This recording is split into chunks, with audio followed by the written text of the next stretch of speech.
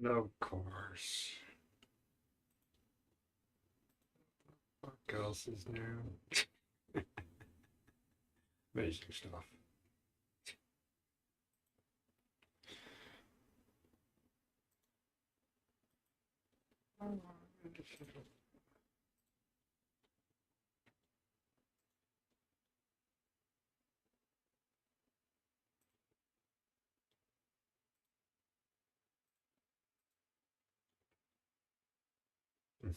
Bizarre. I wish I knew the fucking hell why that happens. That's so aggravating. You just cannot rely on it. You just cannot rely on the Reaper audio coming through. You just can't. You just can't. But I'm getting better at setting it up, so from scratch. It's so aggravating.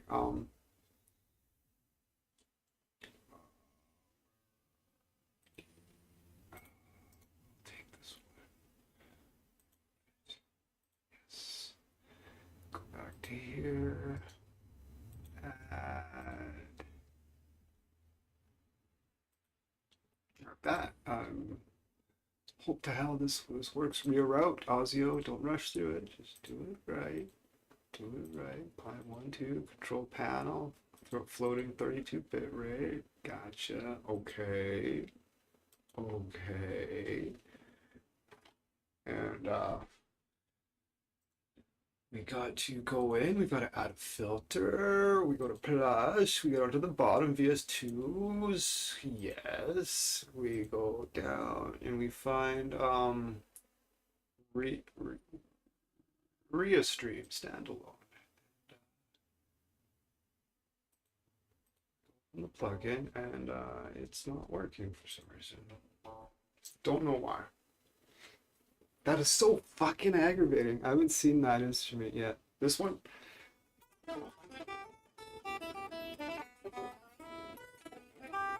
Yeah, it's my Telecaster. It's a Squire. It's pretty nice. Why isn't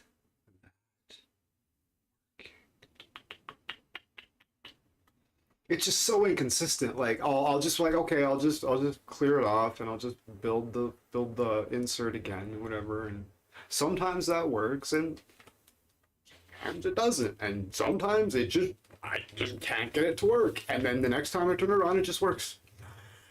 I have absolutely no fucking clue why.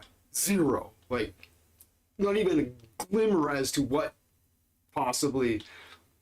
I just absolutely have no fucking clue. I'm just gonna go through all my game files here and just make sure I don't have any audio inserts.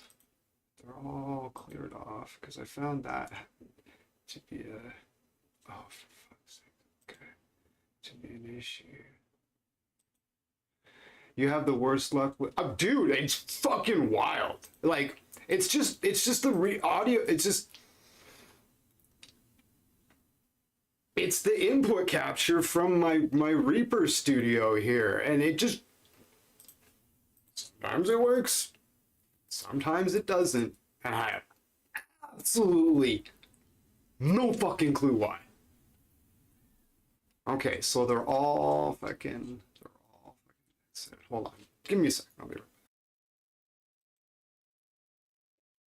Are we in there? Load up, load up. Let me know what's up. All right, looking. Oh my god. So, okay, get this. I rebuilt the inset. I rebuilt the insert.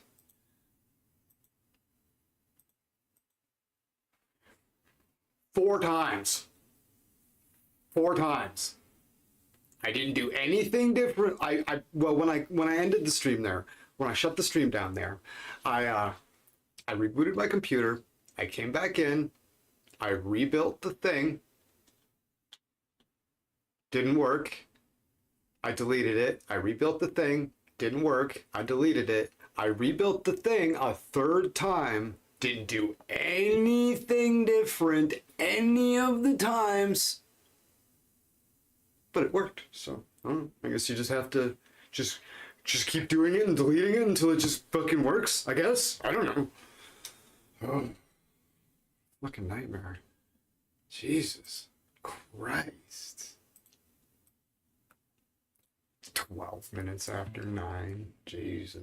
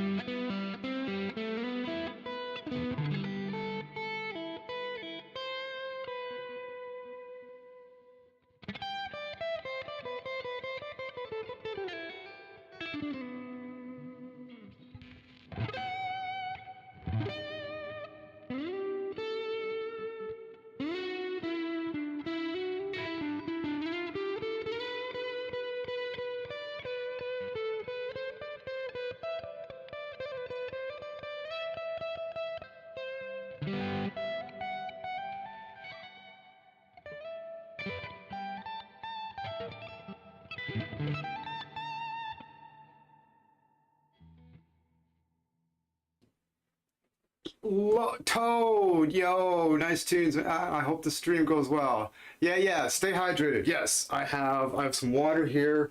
I have a case of rock stars here. I have a tub of G Fuel coming from Amazon. Should be here by 5. So it'll be just in time to save the day. And I want to demonstrate this idea I stole from Marty Friedman. From OG, what do you call it?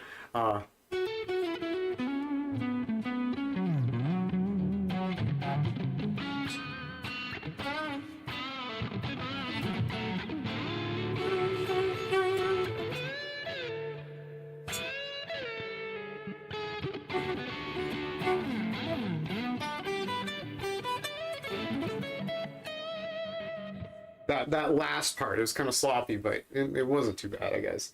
I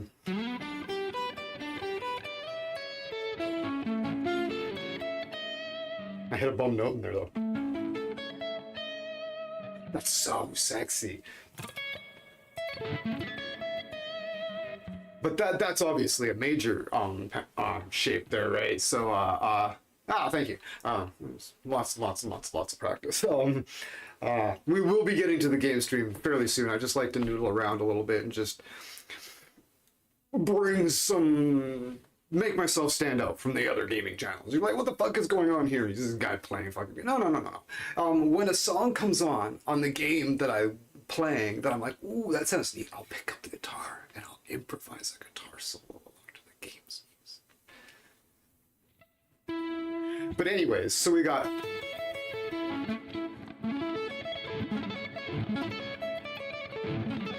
that major sound, right? So instead of going, we can play minor.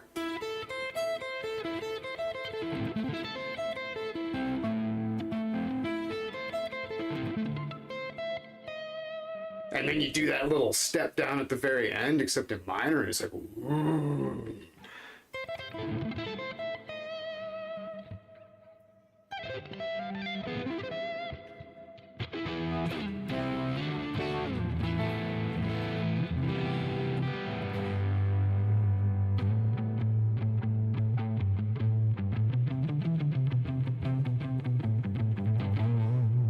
I took months off the guitar. Yeah, I hope you enjoy this game. Absolutely love Disco Elysium. Yeah, it's my first playthrough. We'll get to it here. Spill my jug of water. Fuck. We'll get to it. Alexa, studio light blue. All right, and we're gonna put this over here in the background, and I'll show you where I'm at in the game. It's my first playthrough of Disco Elysium, and yeah, I'm just in the beginning, I guess. Let's switch over to the Disco Elysium thing here, and let's load it up and pray to the fucking computer fucking gremlins that everything fucking works. All right, so there we go, there we go. I got all my hoods up, I'm gonna bust open one of these Mango Loco. These are ridiculous. These are so good. I try to drink the sugar-free. I usually get the OG green ones, except the sugar-free version. I like the little piece I played over top of the intro to Little Nightmares. That was cool. Little Nightmares 2. Oh. Alright, so I talked to the guy up there.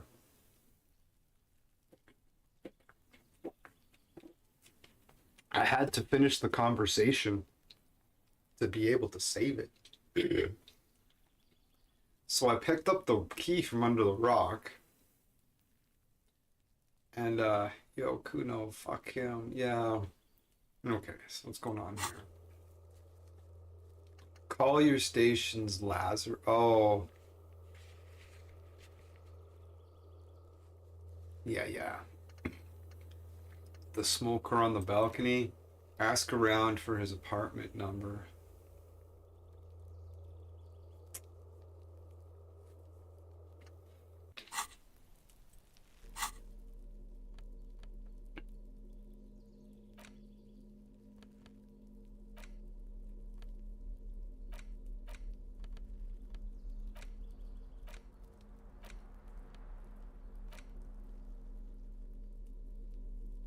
Oh yeah, there's a bunch of stuff in this ledger that I can go through too.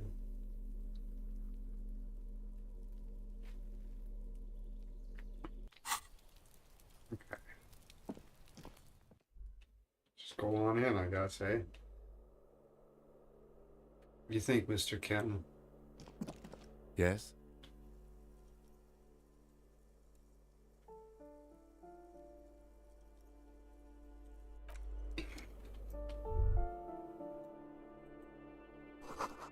Eviction notices and missing pets are plastered on top of each other. Huh.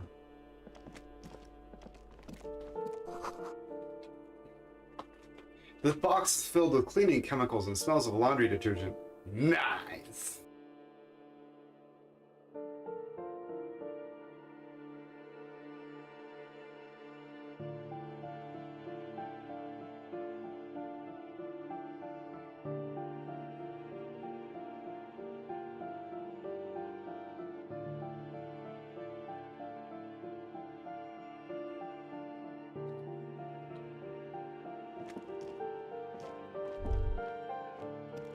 What is this?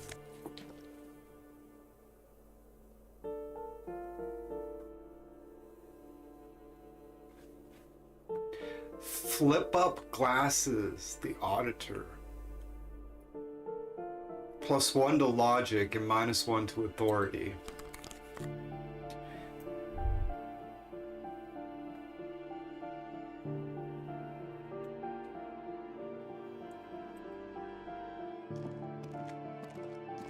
Oh yeah, this is where he was.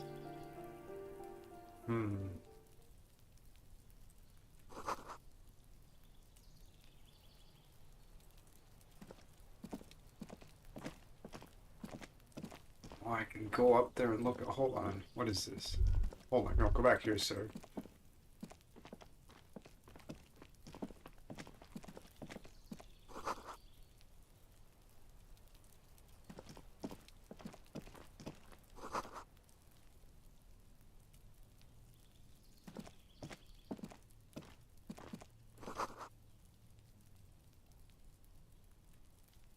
Code 14's name really stands out. It's neat. However you did that, that's fucking cool. It makes you really stand out. This is the door to apartment 29. Oh, hold on. Whoever lives here is at home. Voices from within singing along to some buoyant dance track.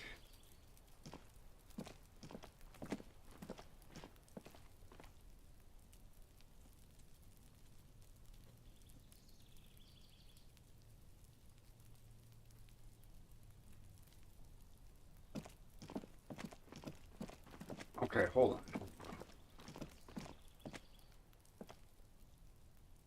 Alright. Heck. Now look a fuck. It's like, I can't look at him again.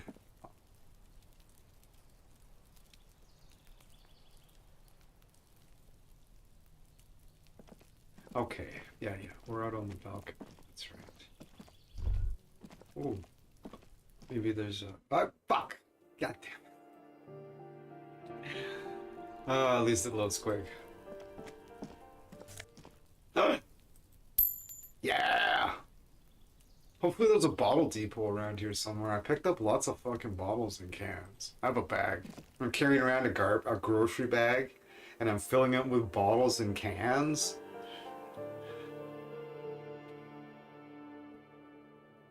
Hopefully there's a bottle depot kicking around, because I could really use the fucking money, honestly. Like, why else would they provide me with a bag that I could fill with fucking bottles and cans while I'm a broke-ass fucking scumbag, right?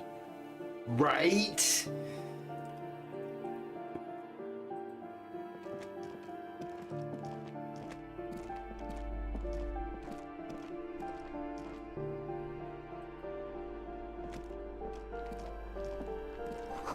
Someone has drawn a 5-pointed star on the wall. Fuck yeah. That's my house.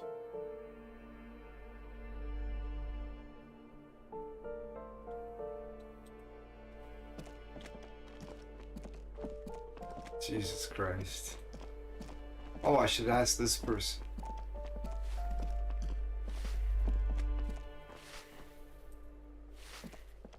Give me a moment. The cold never does any good for my bronchitis. This woman's health is failing her. There's Oh, not for the much to best. do. Not in this damp.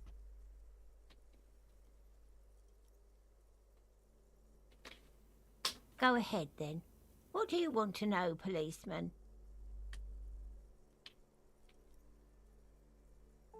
Oh, you'll find plenty of Martins here. Don't you worry.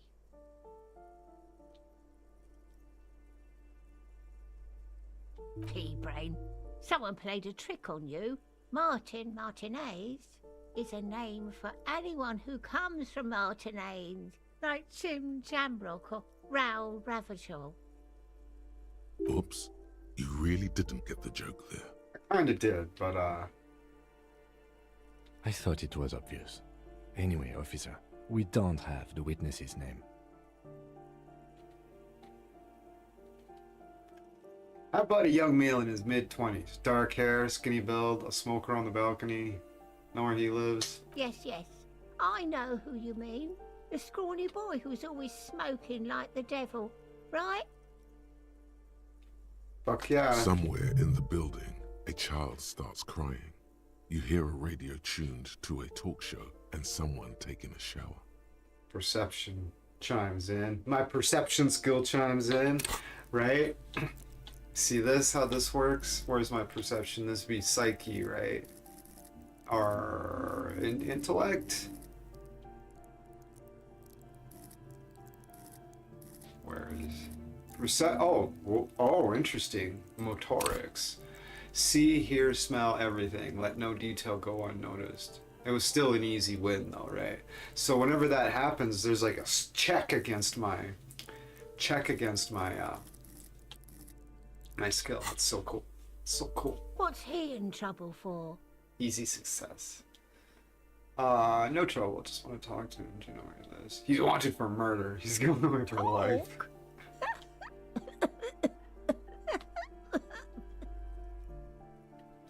He lives upstairs in room 28. Go to the balcony. It's one of those doors there. He's usually home in the evening. Thank you. We should go check out his apartment on the balcony. See if he's home.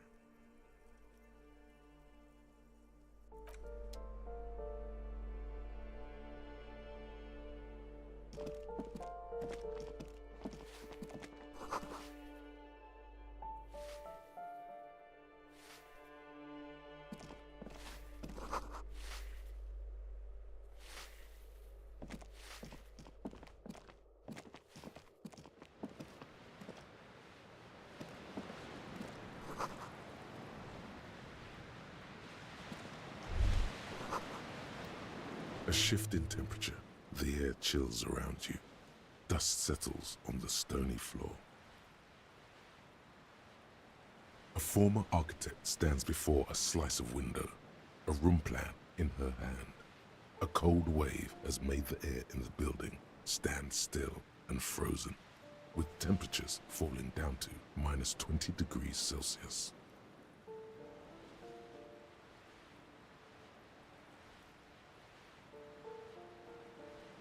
Is red from the cold. She's breathing on her fingers, clasping the plan. Traces of sadness are visible in her expression. Faint pencil lines on paper depict the same place, but a missing eastern wall connects the room with the neighboring apartment. Ideas for arranging the furniture have been jotted down. It's clean and empty, with new tapestry embellishing the walls. A standard HB graphite pencil has fallen off a three-legged stool in the middle of the room.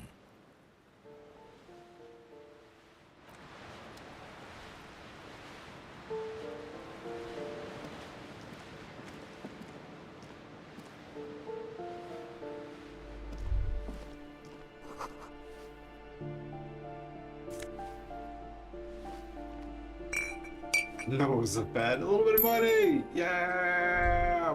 Bye.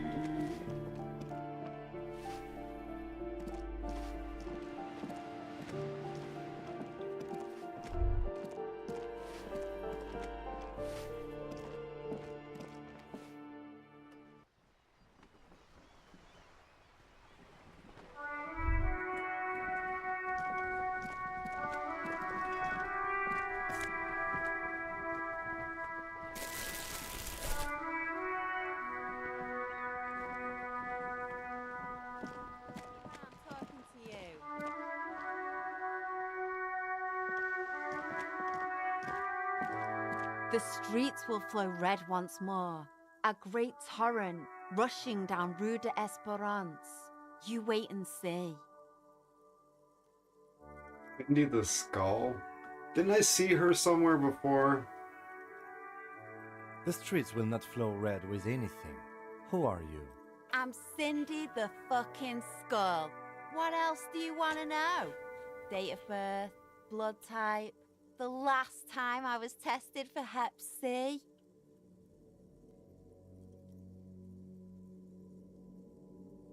Don't use that tone with me. I am the law.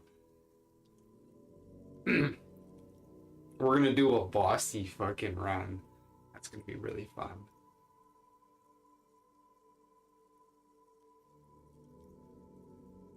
Ask away, pigman, but I don't promise to answer.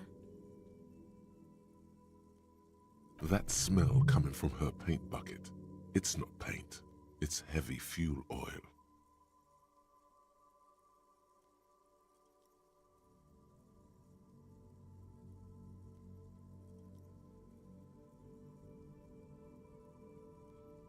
Red dyed heavy fuel oil, intended for exclusive use in government vehicles, to be precise.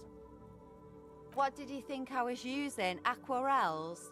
Sucked it out of a cop's fuel tank myself. Back in Jamrock. She really did it. She's proud of it too.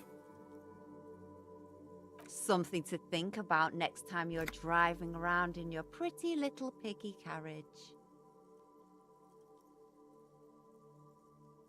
Can't you tell? I'm painting a beautiful mural, an aereo graffitio visible from low orbit.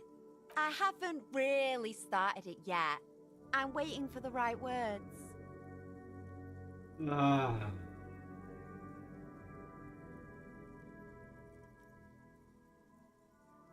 Yeah?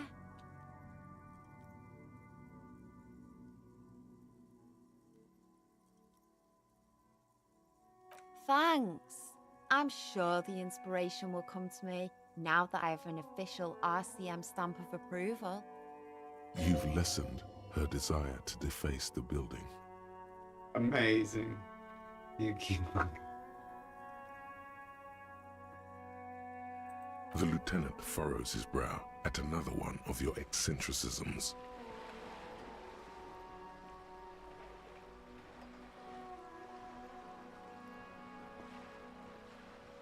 Hatred, disgust, it's difficult to tell which of the two is more present in her girlish features.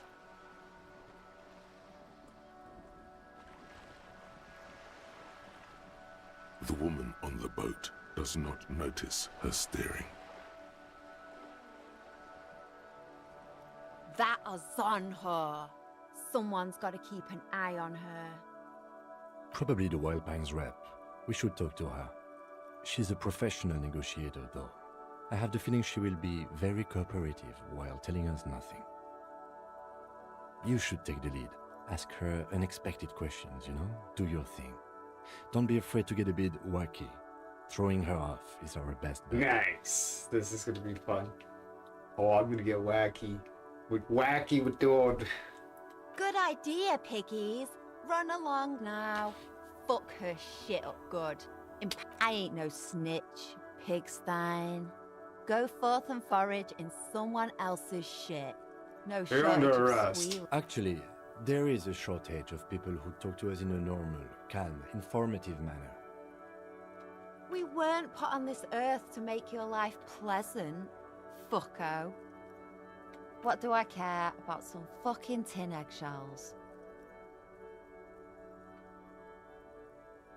Ugh, alright, sad piggy. I'll give you this one. I saw a little girl in the fishing village running around with military-grade handwear. Look cute as hell.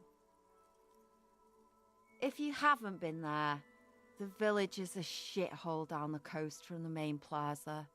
Have a good time! Piggy, I have no idea why I just told you that. You look like a shaggy dog left in the rain for too long. I have a weakness for animals. Watch your back, ungulate. You've got eyes on you.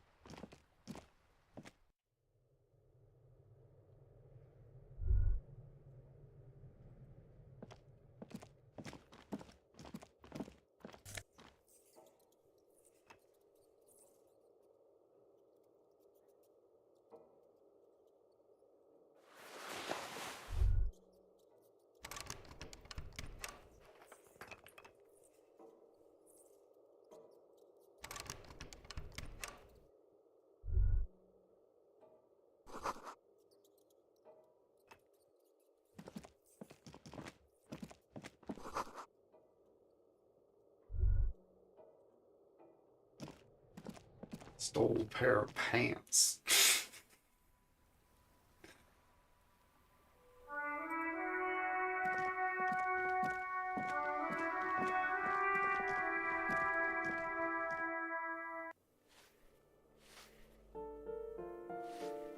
So it's a different balcony you're talking about there, lady.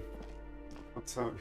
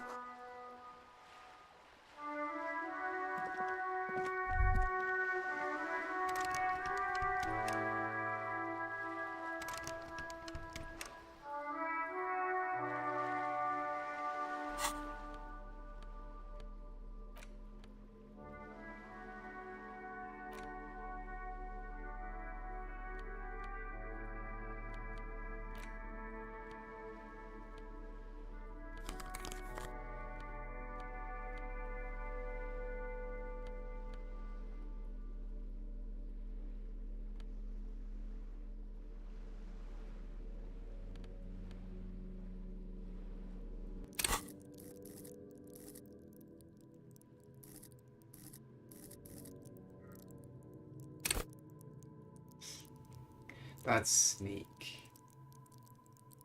Okay.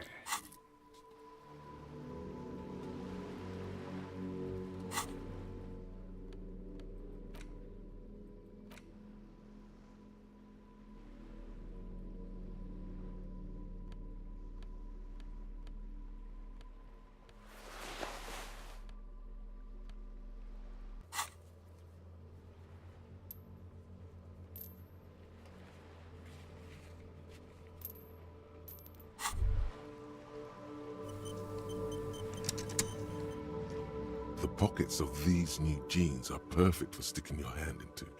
Makes you look cool, calm, and collected. As your hand enters the pocket, your fingers brush against something, soft yet crinkly. Alright! Hey, it's a chewing gum Oh wrapper. my, okay. It reminds you of the fruity juice of apricots. You should inspect it closer if you have time. Something about the wrapper's texture is familiar. Not familiar in a good way, you might say. There's pain in there somewhere.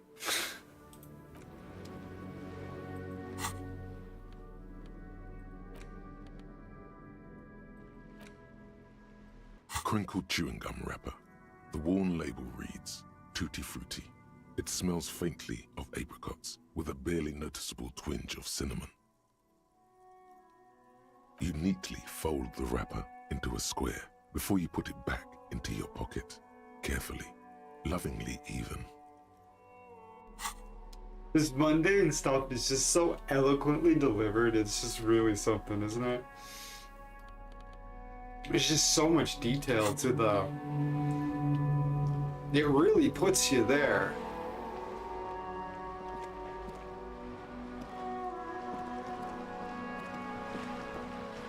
Oh, I can go talk... Hold on. I can go talk to that bird over here.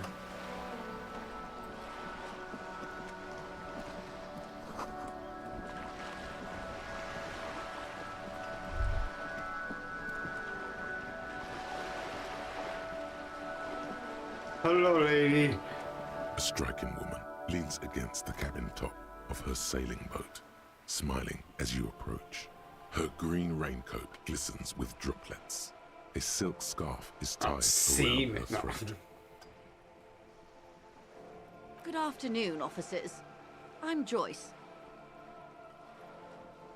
Joyce L. Messier. I represent the board of Wild Pines, the owners of the harbour. You gentlemen must be from the RCM. I meant you, the Revachol Citizens Militia, the police.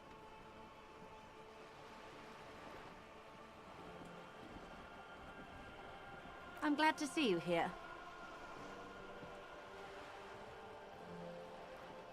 She is unfazed by your rudeness, probably chalking it up to local custom.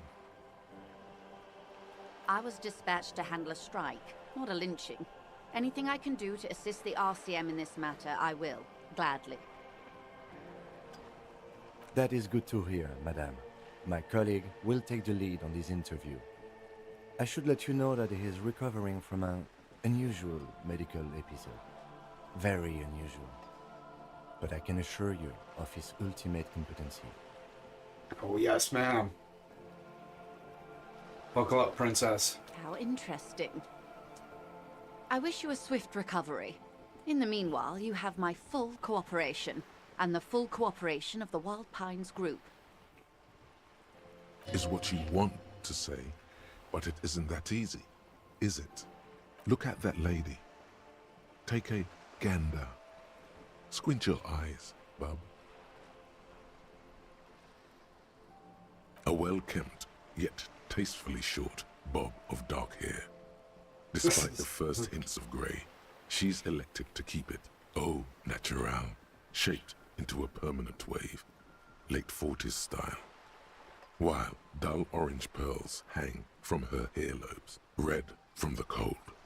Her light green eyes scan you, full of knowledge and worry, wealth and all its possibilities. Now look at you, you misery-clad simian. Inland Barely able Empire to tie your own chimes in. laces. Your armpits are lakes. A scythe of booze precedes you. Your hair sticks to your forehead, and your underwear feels uncomfortable. Alright, so what's the Inland Empire again?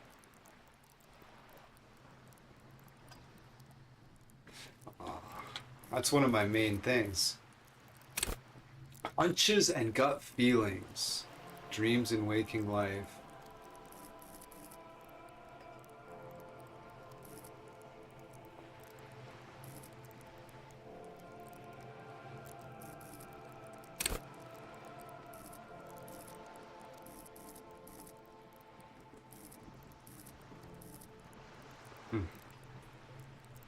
I'm really already just like super intrigued to do other playthroughs, just to be like, yeah, you can like bully people, you can like, I guess I'm gonna lean into probably Psyche as the most. I don't know how long this game is even, like how much is this, how much, like how many points am I gonna get to put in these, like I don't know. Anyways. You're poor. Poor as balls. You can't ask this person for money. You're too...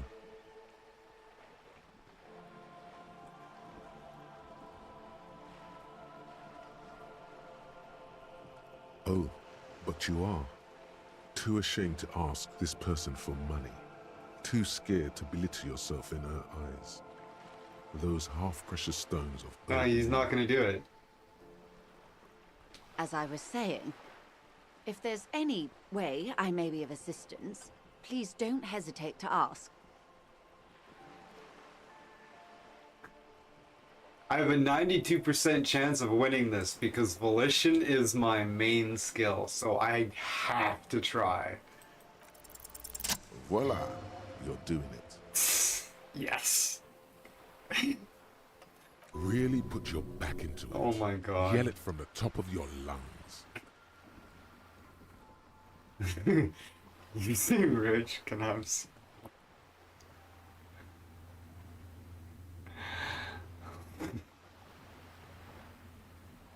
Why, yes, I am rich. How much money do you need? Hopefully not too much. I couldn't bring all of it with me. She's surprisingly nonchalant about this. Could it be that she somehow knows more about your predicament? I need 130 real. This seems like a reasonable ask. That's a good sum. Not too small, not fantastically large. She removes a few notes Yes! and hands them to you.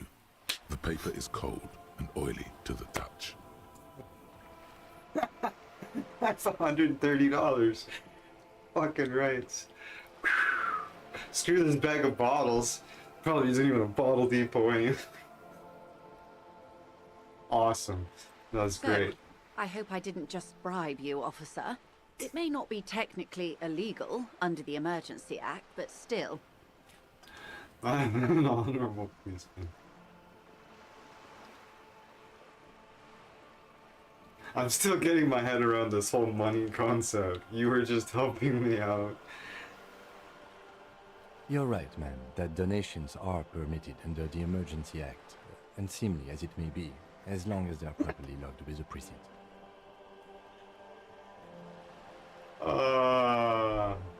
Which he most certainly will do. Now, how else can I help the RCM today, besides supplementing its salaries?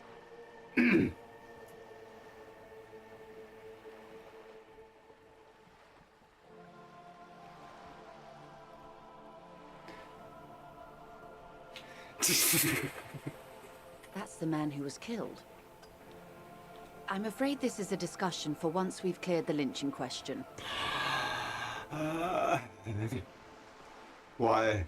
How is you looking at the photo tied to the lynch? Better not tie the fourth day to the bat's day on this. I hope there is something else I can help you with. Okay. She wants to answer the question. Protocol keeps her from it. Quite a few things, I'm afraid. The information I'm to share with you includes sensitive trade secrets. For the sake of my employer, I have to ask for your names and badge numbers.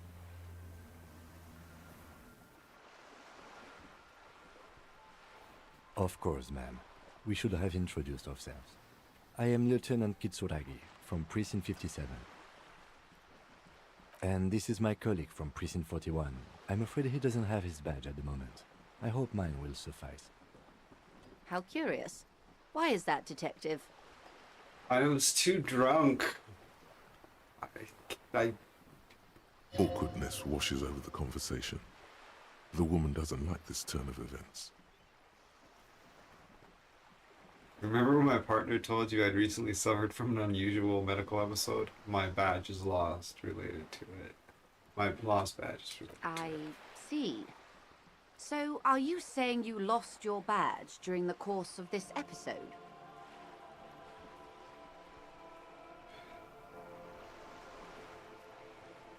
Oh dear.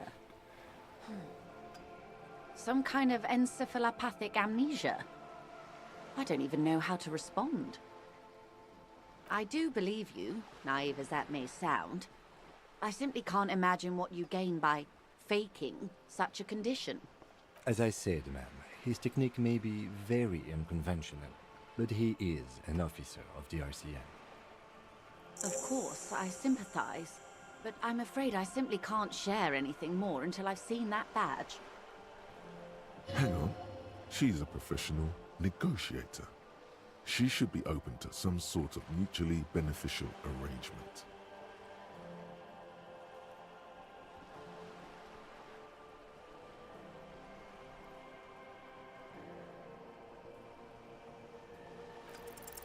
She's a negotiator. Just float a favor at her. Insinuate. Sick. That was sick. I will be frank with you. If I'm going to break protocol, I need to be able to justify it to my superiors. They're going to want to see something very tangible. You're in, but expect her to drive a hard bargain. Reports from inside Terminal B suggest it's a hub for the local drug trade. This is an open secret in Martinez. The Union controls the terminal, so it goes to reason. The company has tried looking into this matter before, to no avail. Perhaps someone with your authority and resources might turn over the right stones. Or you can recover your badge, though if I may be blunt with you, it sounds like that may be a lost cause. Detective, a word in private before we continue.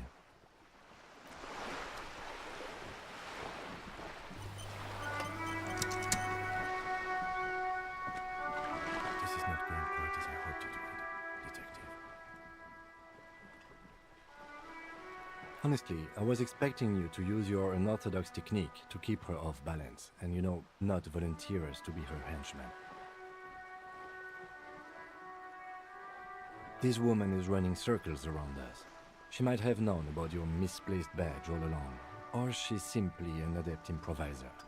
Either way, we've played straight into her hands. He doesn't let it show, but there is a limit to how much the consequences of your unprofessional behavior can cost the investigation.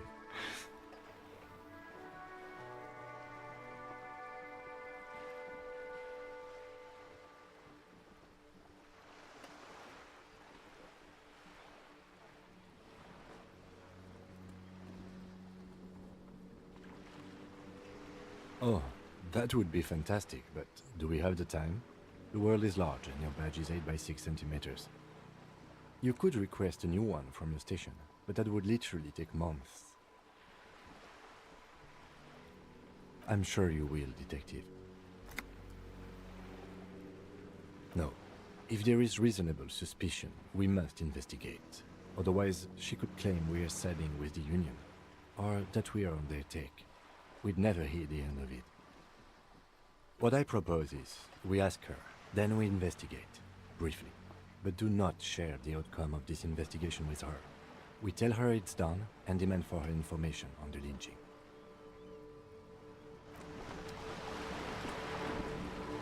You're back. Good. What can I help you with? It's quite straightforward.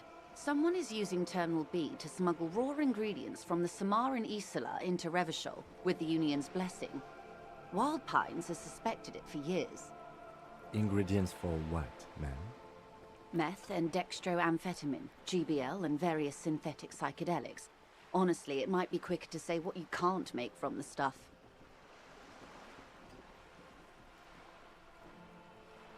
Yes. After they clear the terminal, we lose track. The actual production is taking place at various sites in and around Jamrock Quarter, north of here. Wild Pine seems to be well apprised of the illegal trade, ma'am. Do you mean to say the Union also produces the product? Sells drugs, I mean? We're in logistics. It's our business to know. And no. As far as the company knows, the Union does not produce it. They transport the ingredients for a cut.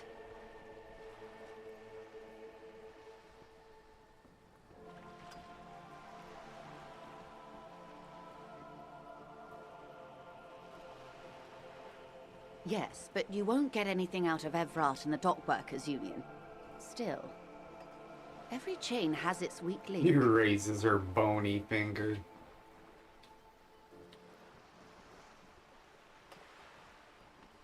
Unlikely, officer. I'm talking about the lorries. Once the ingredients reach Jamrock, they're distributed to a network of local manufacturers, well beyond our grasp. But in transit, they may be vulnerable.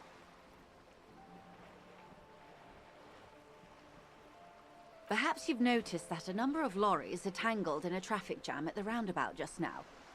Interview the drivers who are still hanging about. One of them might be waiting for a crucial shipment. I'll be explicit.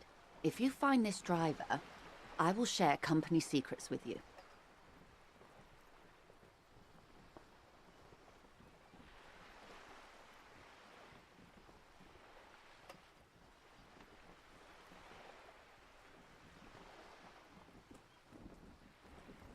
We did. On more than one occasion. Apparently, there's some sort of inter-precinct disagreement about whose jurisdiction this area falls under. We know the company has launched its own probe into the Union's alleged involvement. We also know it's come up empty. It's not just the RCM. No one's been able to find any hard evidence.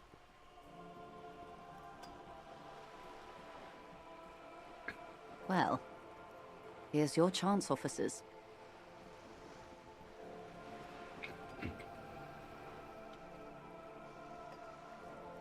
No. We asked East Motor Track to raise the drawbridge. The road company is a partner of one of our subsidiaries. However, this is a limited time opportunity.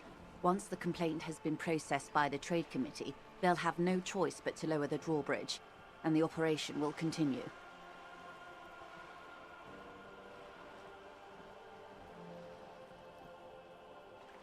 Thousands of liters of raw ingredients will pour onto the streets of Revachol. Not the east across the river, but the west. The vulnerable, the weary.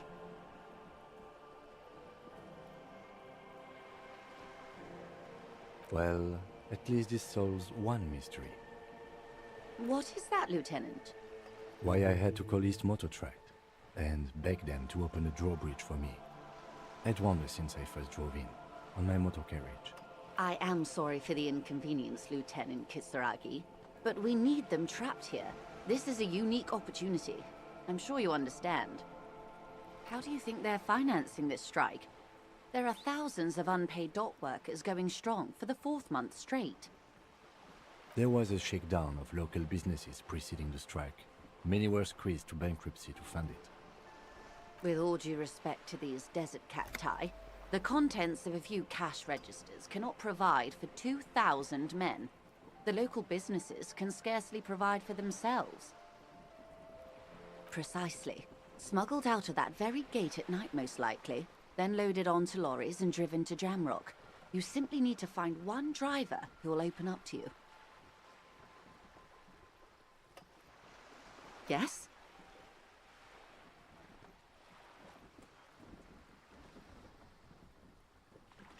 Excellent. According to my reports, there are at least 3 lorry drivers lingering near the roundabout. Hopefully one of them will know something. It may come to nothing, or it may just blow the case wide open. I can keep the drawbridge up for a few more days at least. You should have the time you need. In the meantime, let me know if there's any other way I may be of assistance. Why, yes I am.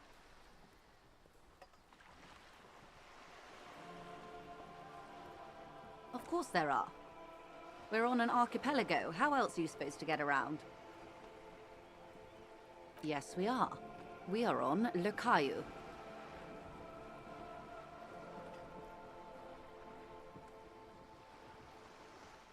Understood about this boat of She yours. nods attentively. The boat? No. It is called Cordelati 19 because that's the type of sloop it is. The word "it" feels strange. Such a beautiful boat deserves a proper name. A breeze ripples through the sails and tugs at your hair. Below, the sleek, fish-like shape of the hull parts the water. Beneath that, a resounding darkness. You're reminded of something. Or someone.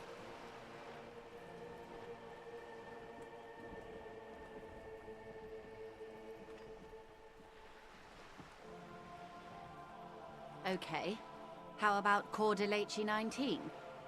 Why? Because it was manufactured in Revachol East by a company called Cordelati, and its hull is 19 paces long. Why Dolores? Well, it means nothing to me. I think I'll stick with the factory name. But thank you for the suggestion. It's a pleasure craft. A 19-pacer. It also happens to be rated for Category 1 racing. Though these days I mainly use it for business. My sloop? I like it a lot. It's the eel's hips, baby. I'm enjoying this part of the interview. It has so little to do with the murder we're investigating. I really do, the lieutenant thinks. Is she thrown off yet? He's looking at the woman, assessing her.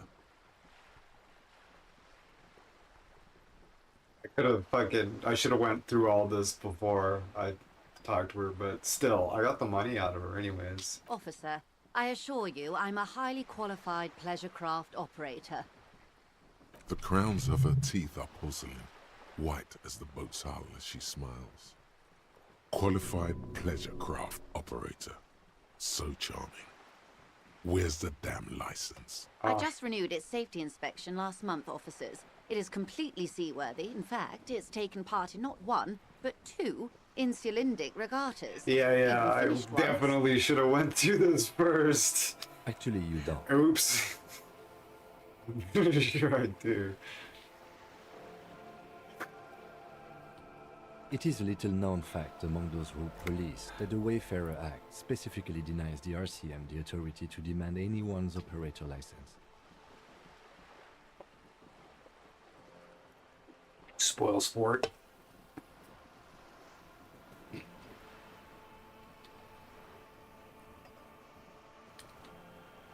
Unless it's their passport.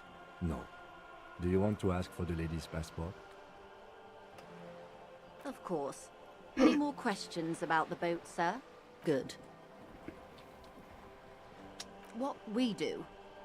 I'm afraid I don't speak for Wild Pines as a whole. It's a giant undertaking. What do they Pines' core do? competency is logistics. Container shipping, freight, that sort of thing. I got See those 130 airships fucking there, dollars out of her blinking? though. Those are the shipping side of things. Now I'm like, I And think that that's is the just terminal. exactly what I Another owe that dude for subdivision my deals room with too, energy, but oil and gas I don't want to exploration, buy some booze offshore and cigarettes, platforms. so should probably just buy booze and cigarettes, right? Fuck 'em. I'm not at liberty to discuss the company balance sheet, but I can tell you that last year, the company booked more than 20 billion real in revenue. A billion? Medium failure. Nice.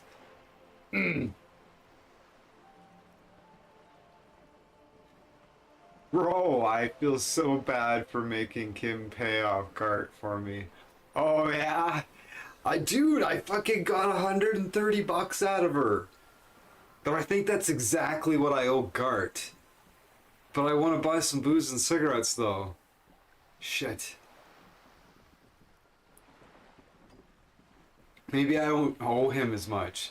Yeah, I don't want Kim to pay it off. Kim's rad.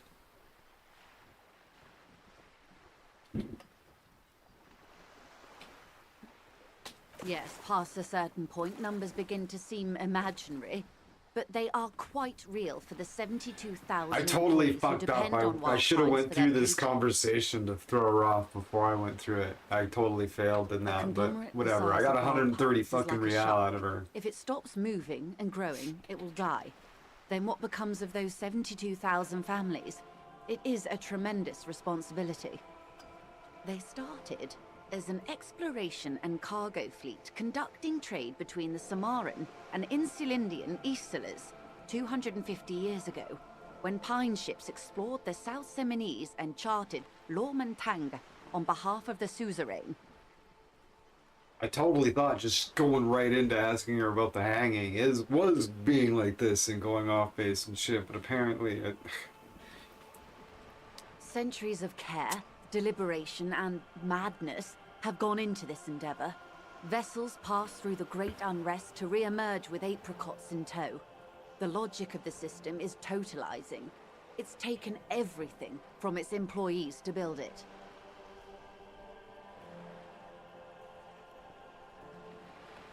You mean aside from being the terminal's legal owners, who are responsible for moving 8% of the world's cargo? We built this district. All the best parts of it. Rue de Saint-Ghislain, with its bastions. The plazas Meteor and Mosaic. Even some of the old street lamps have been put back thanks to the investments from the WP.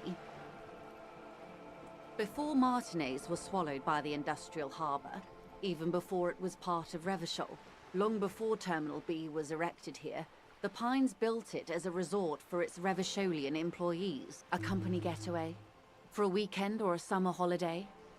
Then came the revolution. But that's another matter. I'm here to make sure the Pines can fulfill their responsibilities to the place they built. With your help, hopefully, says her warm tone. Of course, Detective. Take care.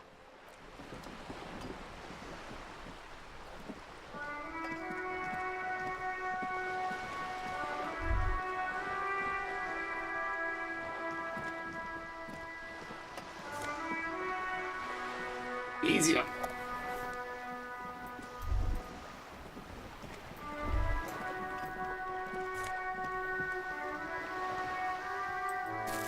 I keep picking up these bottles.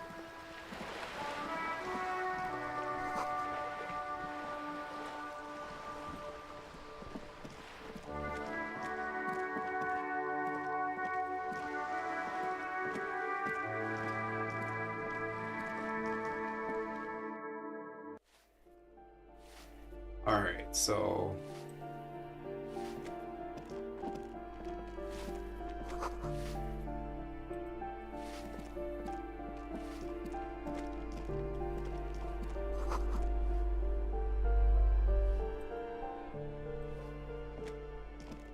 You hear someone walking around inside, rearranging the furniture. The number on the panel says,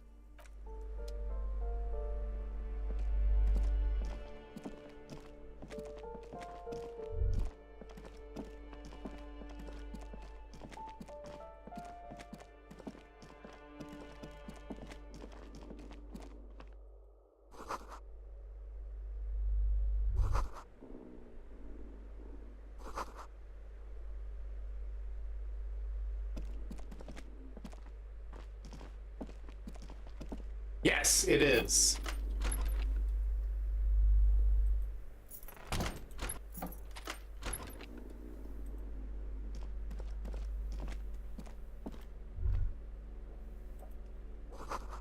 These shower curtains are covered in some sort of slab.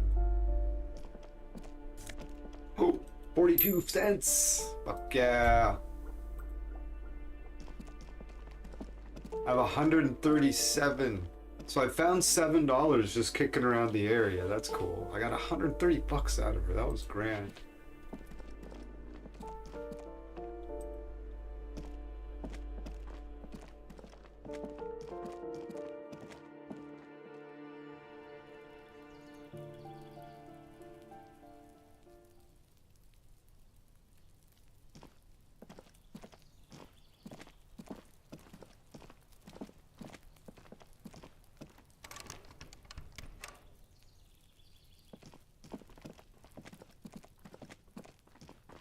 this door is made of metal and appears to be reinforced. It's the one I'm looking Someone for. here really values their security. Number 28. This is where the cleaning lady said the Trivial smoker on the balcony success. lives. Let's see if anyone's home. Knock on the door. No one answers. Looks like the young man we are looking for isn't home. I think our best chance to catch him is in the evening. We should return tomorrow after we have finished with our day's work. How about 9 p.m.? Sound good? I don't think. Tomorrow, 9 p.m., right here. Apartment number 28. Good, let's go. Why don't we come back tonight at fucking 9 p.m.? Remember, tomorrow, he's probably gone for today.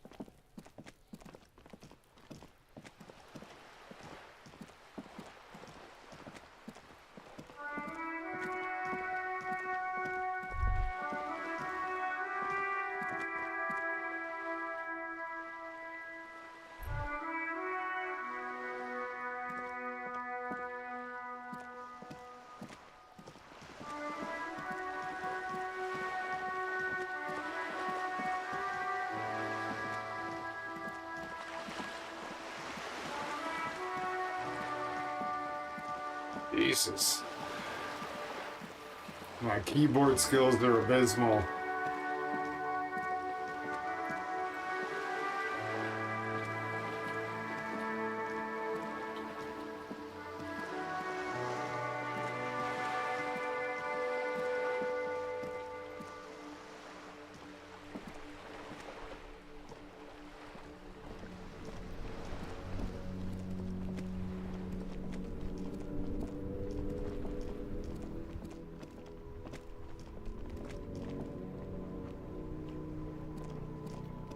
The worn and beaten wooden planks of the bench do not look overly comforting. We can sit on benches after we've solved the murder. Let's go. You can revisit the bench if you ever need to pass.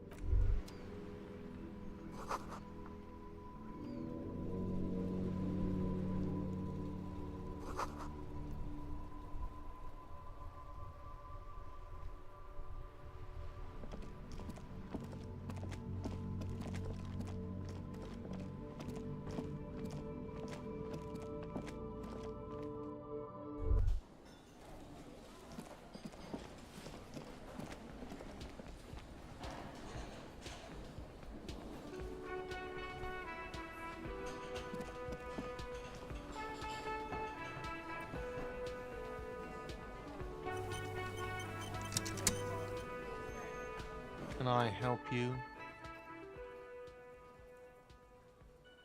Yes, have you got it? A lot. A lot. For the room, drinks, and broken window, 100 and... Well...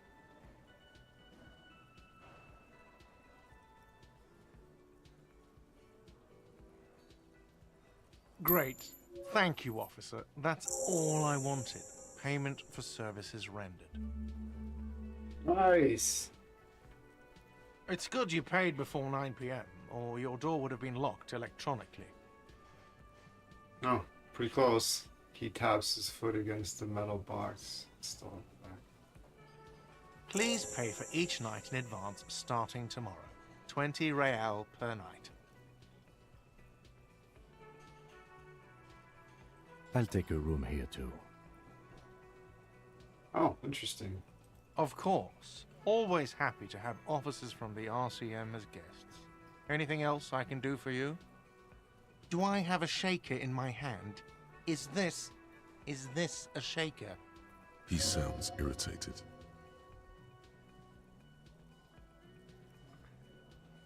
Am I wearing a little bow tie? Am I wearing a bow tie and doing this? This is a bar, isn't it? Am I smiling? Do you see me smiling and shaking my little shaker? No. Do you know why? That's right. I'm the cafeteria manager. I'm glad we... Play it calm. This man needs to understand you need a drink to help the community deal with police stuff.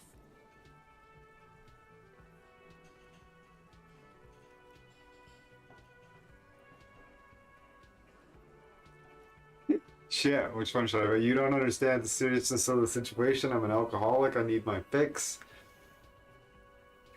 No, I don't want to like. This is self-deprecating. Let's use this one. Even more reason for me not to serve you, sir. Oh, Was there anything else you needed other than alcohol?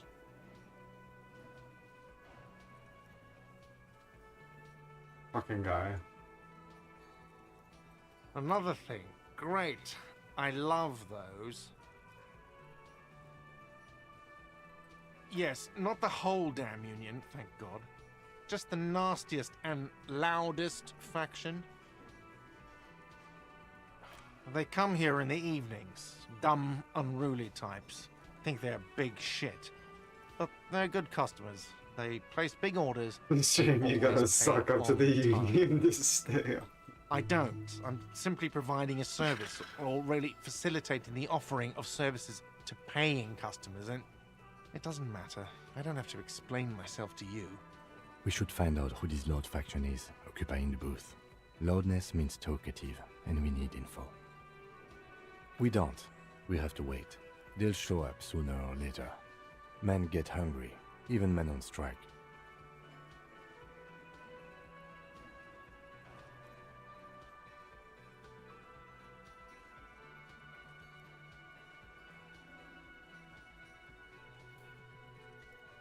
Good question. They're probably getting drunk or protesting something somewhere. Or laying low after the, you know, lynching.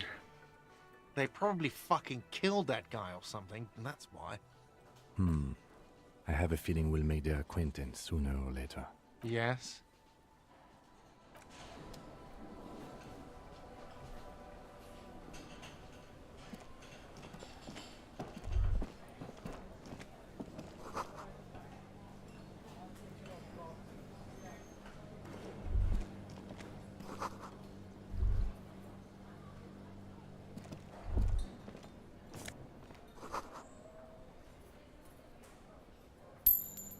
Some money up here. Okay.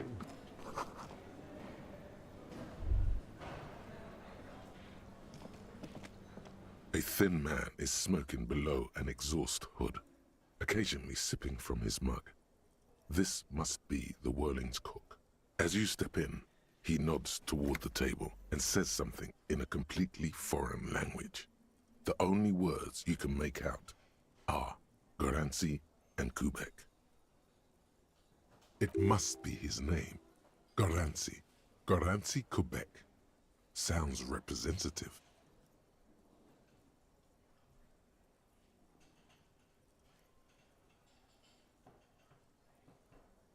The man puts his cup down and replies something, his left hand drawing arcs in the air.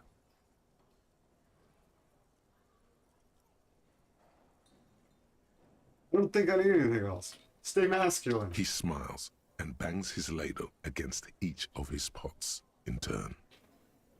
He smiles and bangs his ladle against each of his pots in turn.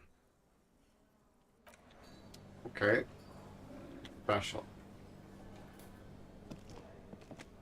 You see a heavy steel door with a prominent dimple lock. It's painted blue. You immediately feel drawn to the color. I see a heavy door and it is painted blue. Got a permanent dimple lock and it is of course painted blue. Immediately feel drawn to the color. Blue is for mystery. Touch the top. The cobalt blue surface feels rough to touch.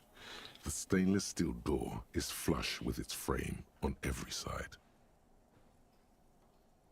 The door does not budge. You do? It's a door in the back of the kitchen. Why do you care where it leads?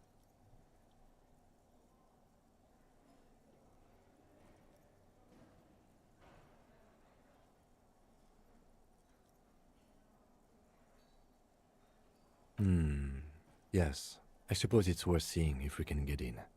Just to be thorough. As a side investigation. Fuck yeah, Mr. Kim. Meaning.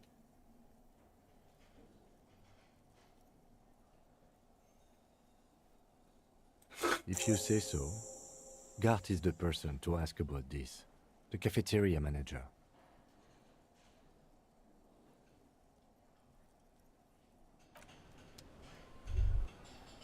You see a heavy steel door. He's gonna be really fucking annoyed.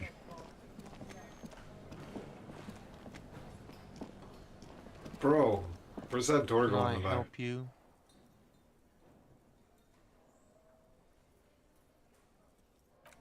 Um.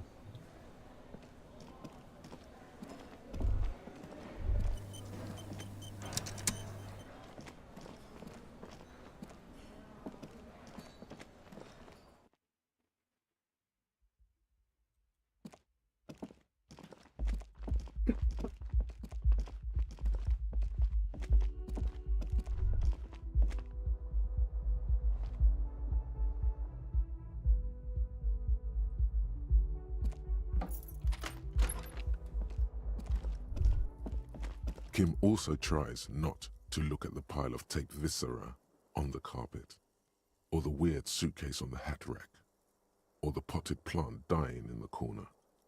But it's all just too morbid to ignore. I did it! No. I can see that.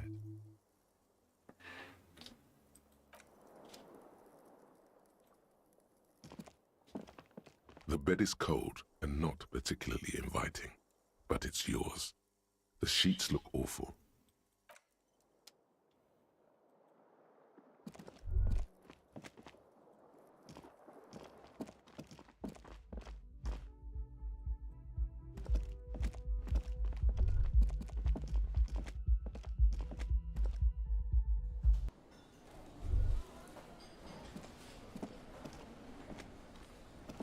Okay. Find booze.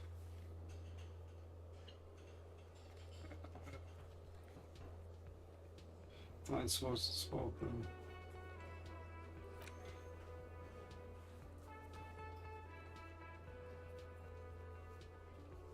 May take a while.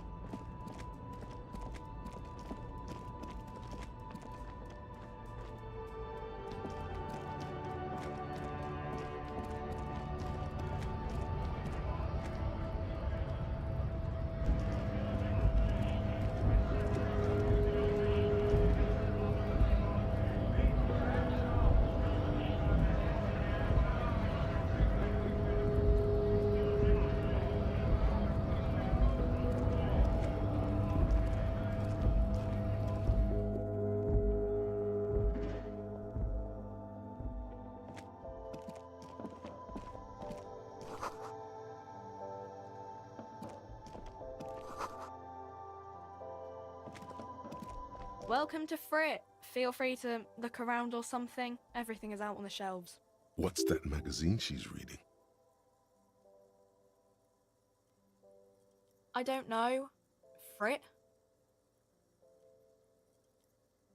A 7 to 11 grocery store. I think they think that the extra tea makes it funkier. It doesn't. You mean this? Yeah.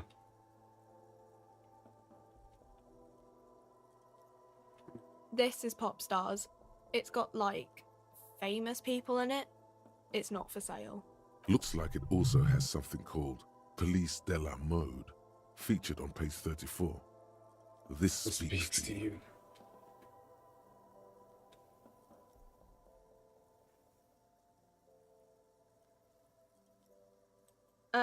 It's where they rate different outfits famous people wear. It's kind of funny. They're kind of mean. It's about who's the most stylish. No. I don't like it. I hate it. We are not the fashion police. We're the real police. Okay. I'm not really supposed to be chatting to anyone, but... I don't really know anything. I mean, I know it's Dead there, body, but dead. I haven't seen it, so... How did you know did you know the man who died?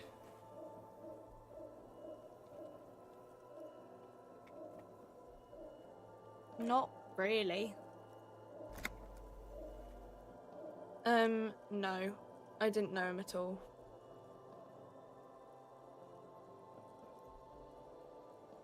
I don't know, really long. I don't know. No need to worry.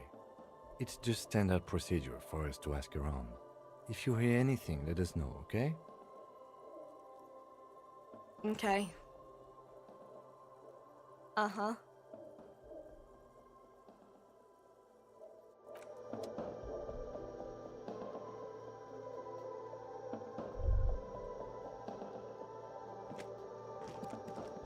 The tear machine stands in the corner. Oh, A sign nice. says, 1 bottle equals 10 cents. Awesome. Your bottles clunk into the machine, and the money appears with a satisfying jingle.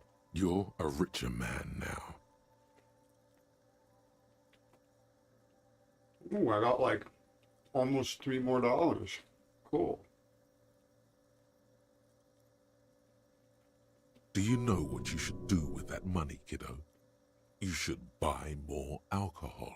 That's exactly Enter what I the was gonna endless do. cycle of consumption.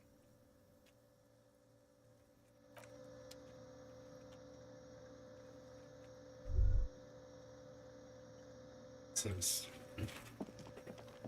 You see several packaged raincoats fill a low shelf beneath a display of croissants and juice bottles. The raincoats are transparent, except for the big Fritta slogan on the back. oh, take it easy, man.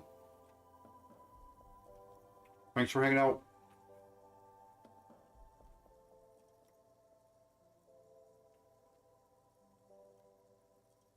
The raincoat. Okay, so the raincoat is $4.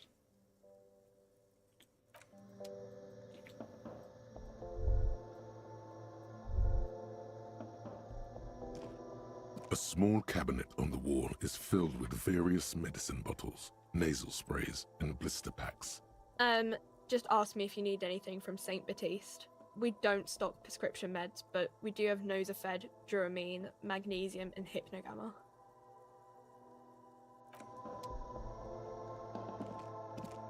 A colorful display of cigarettes and alcohol bottles line the shop wall, inviting you closer.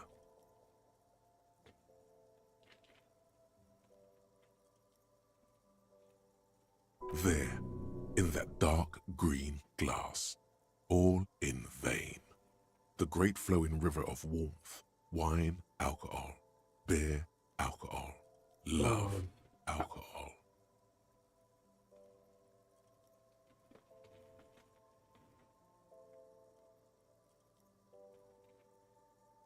I'm obliged to inform you that both alcohol and cigarettes damage your health, but I guess you already know that. Don't ask, don't look, don't do anything here. Just go away. Know this, you will never finish your alcohol quest if you don't buy beautiful alcohol.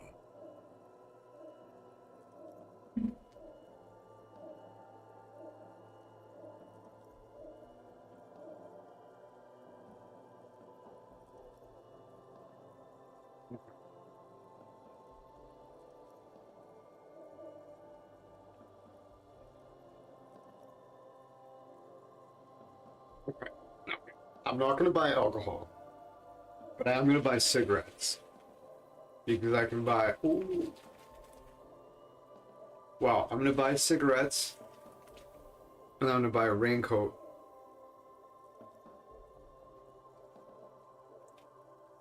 And then I'm gonna come back and see if I still have. Well, I'm gonna see if I still have $3, which I don't think I will.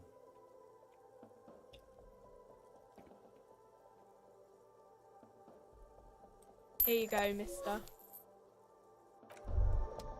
All right. So there was a thing about buying a raincoat, right? What did somebody say if I buy a raincoat?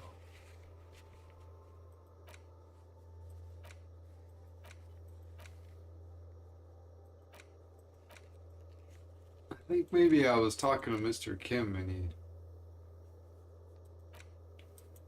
he told me I should buy a raincoat. So I'm gonna buy a raincoat. Oh, hold on. Advanced race theory. Oh, thought complete. This is Everything is stuck in that calm crazy in the eye guy of over the there. race storm. Your mind is lucid and bright. The mind-bending phylogenetics appear more distant and, to be fair, a little ridiculous. The great race mystery has cleared up. All that's left to do is verbalize your thoughts. Go and talk to Measurehead. about your newly found insights. Nice.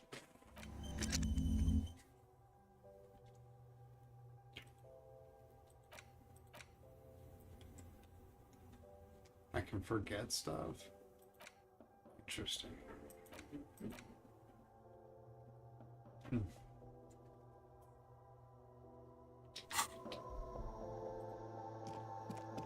You see several packaged raincoats fill a low shelf beneath. Here you go. Oh, I need like 15 cents so I can buy the beer.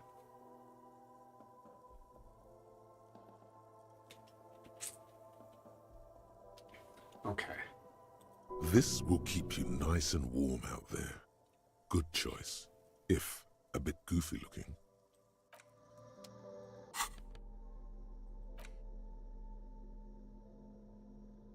Okay.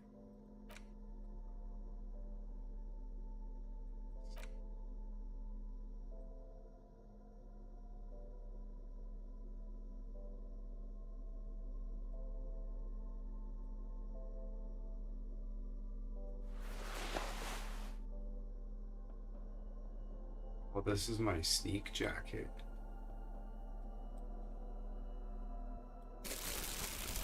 Nice.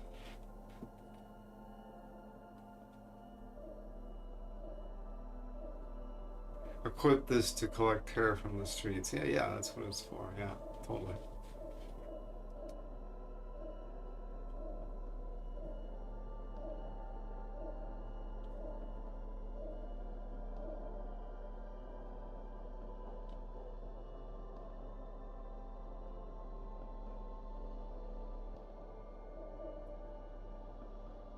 So trippy. Okay. So, tools.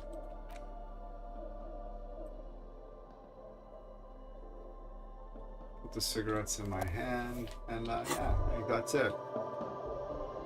There it is, a brave little army in your pocket. The first Smokes platoon.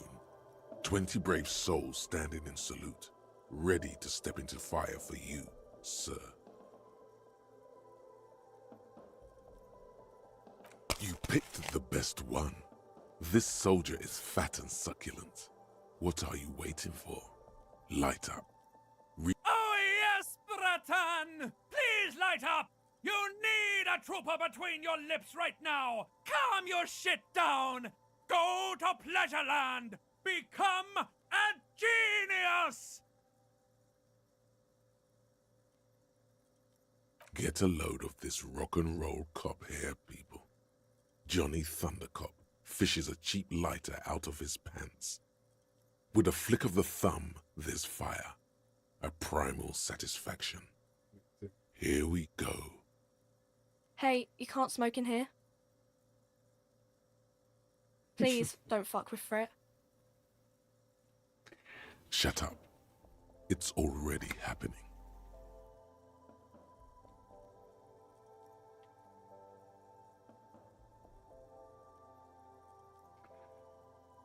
Repercussions?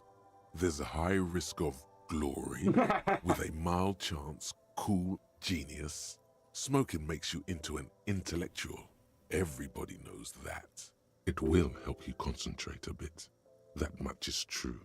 It only lets you concentrate because you're in nicotine withdrawal. It only mitigates its own. Blah, blah, blah. Boring. Light it up. Thick, warm smoke gets Oh, sucked that down great. into your lungs. Immediately, you feel a warm nostalgia fill your head, body, and soul. A nostalgia for yourself, the man you were in your youth. Johnny You Thundercop is smoking in the back, fucking store. his I don't give chill a has shit, balls. bitch. Way too funny. Way too funny not to. In the bottom right corner of the screen, there's a cigarettes button. Cigarettes gives +1 to intellect skills. Logic, rhetoric, conceptualization, visual calculus, encyclopedia, and drama. This is good before a white check, but damages your health. Okay. So I can be like, boom, have before a white check. Interesting. Okay. Trippy.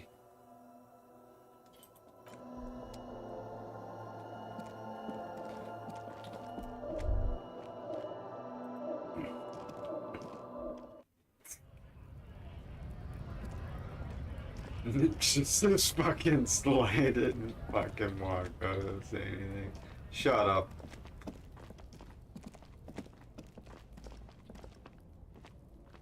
Oh, I internalized the. I gotta.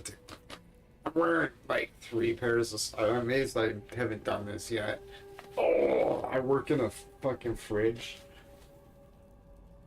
Literally in a fridge all night. So I'm literally wearing 3 pairs of socks.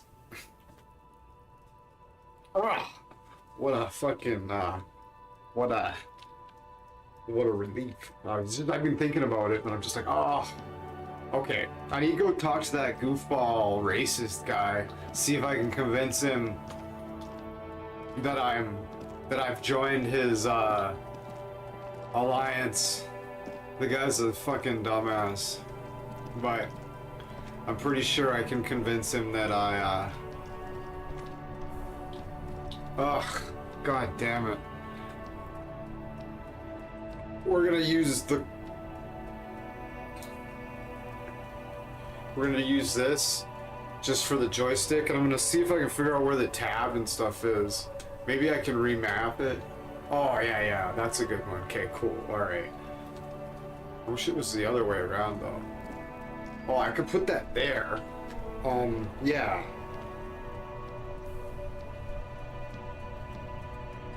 Beauty. Now I got that is the tab. Right? So I can just use the joystick and tab and the mouse. That's brilliant. Cool. Nice. Now if I want to use anything here, I can just reach off from the mouse and just trigger it.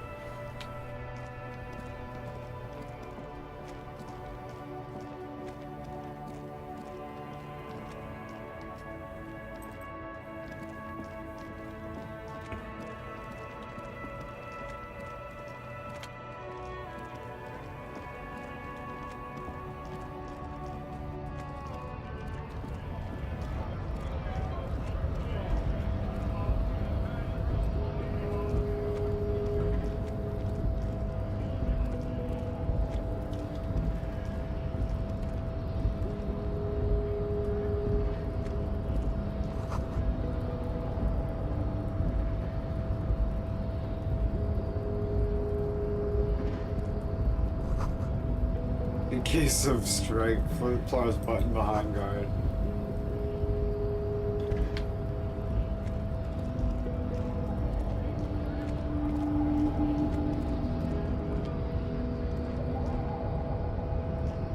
The unpromising raise pupil return. Okay, I've got some points. I've got 2 points to give you because I forgot about the other one. Then I got another one. I was like, oh wait, I've got 2. What a fool. Okay,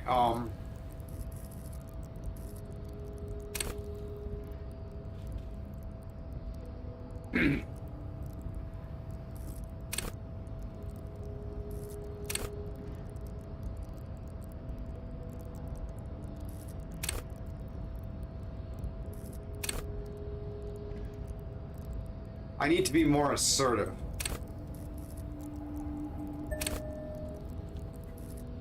Should I just put 2 in authority?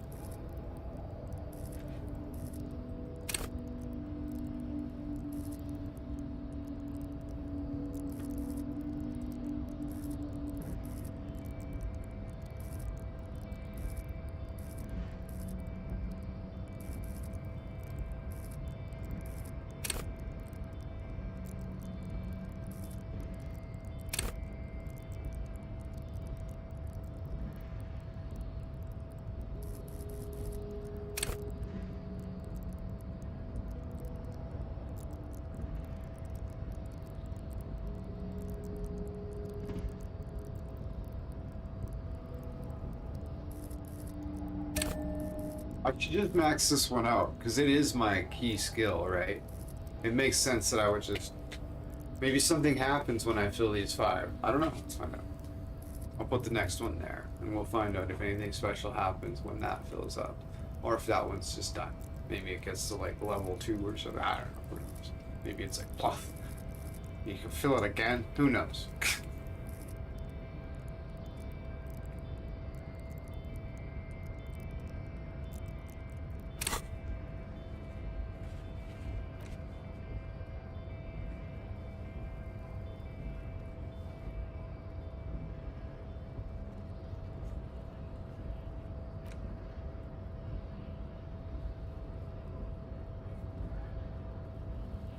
Interrogate the drivers about the smuggling.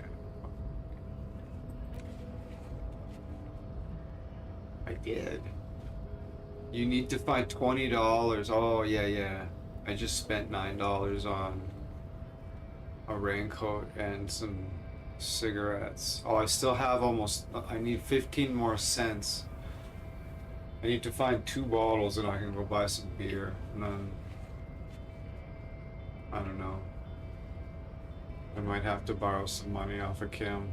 But that's better than... $20 is better than, 130.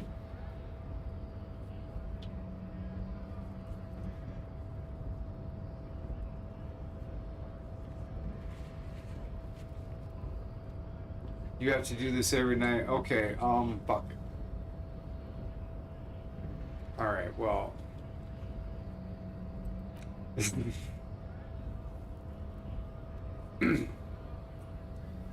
Okay.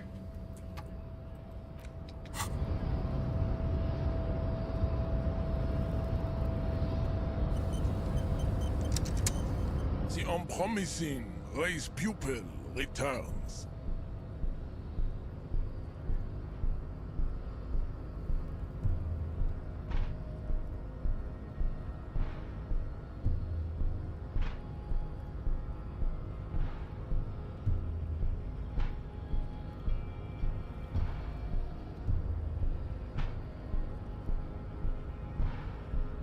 And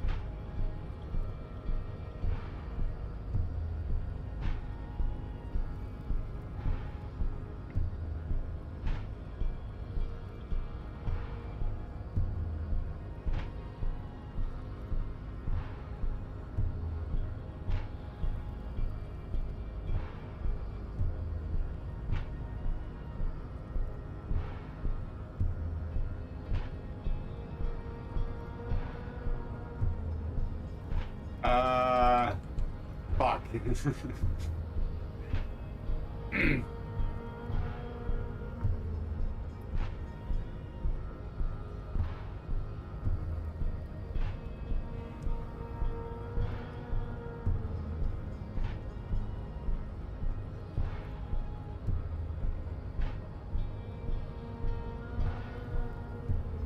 Okay. Hold on. I just quick saved, so I'm gonna do something before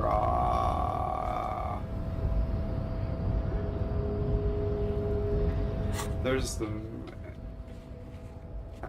where's the what's that other one called? The action, the thought cabinet. Gee, yeah.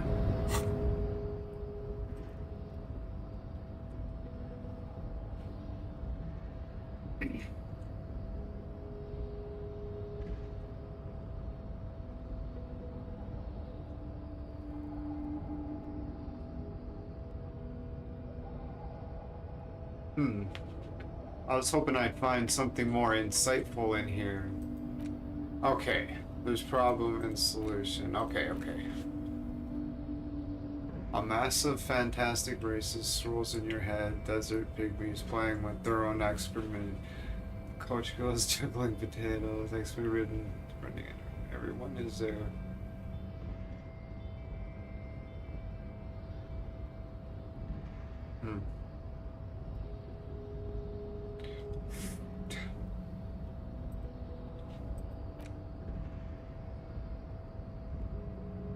The mystery is mostly aesthetic. Okay. Bonuses from the. Okay, I lost one of those for smoking, so I need to take.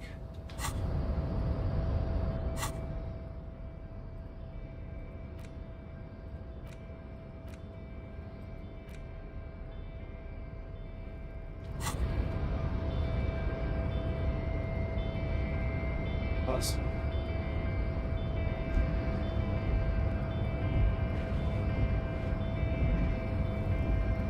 The unpromising race pupil returns. And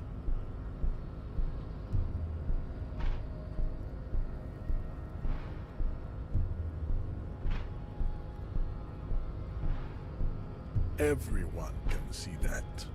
It has little to do with the race. Baby, don't be mean. Give him another chance. Anything for you, babe.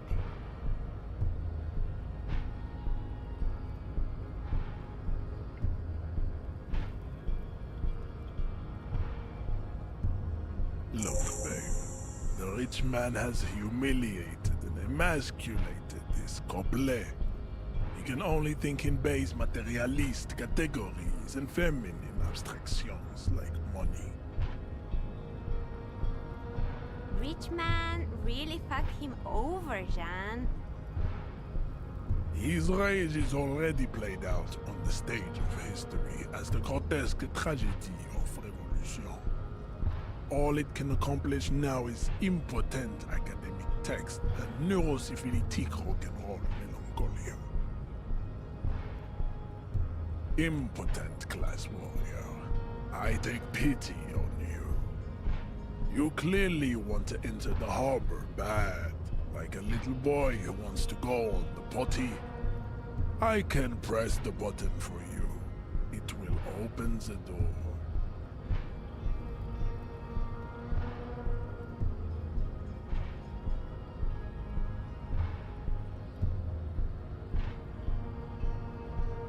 Very well. You may enter the door once. Our race conversation here has concluded. Finally. Let's go.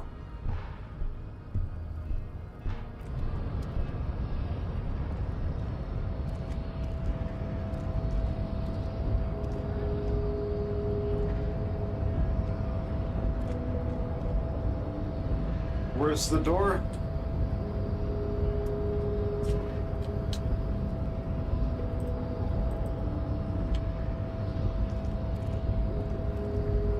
It's down here? I don't understand. I thought I was supposed to walk past him and then come back down. I don't fucking know.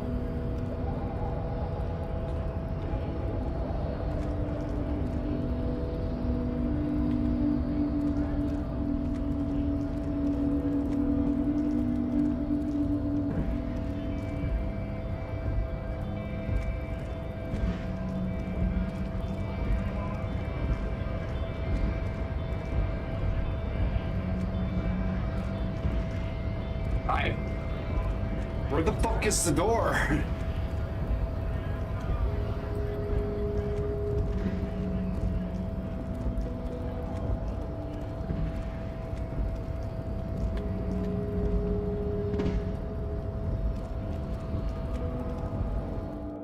Is that the...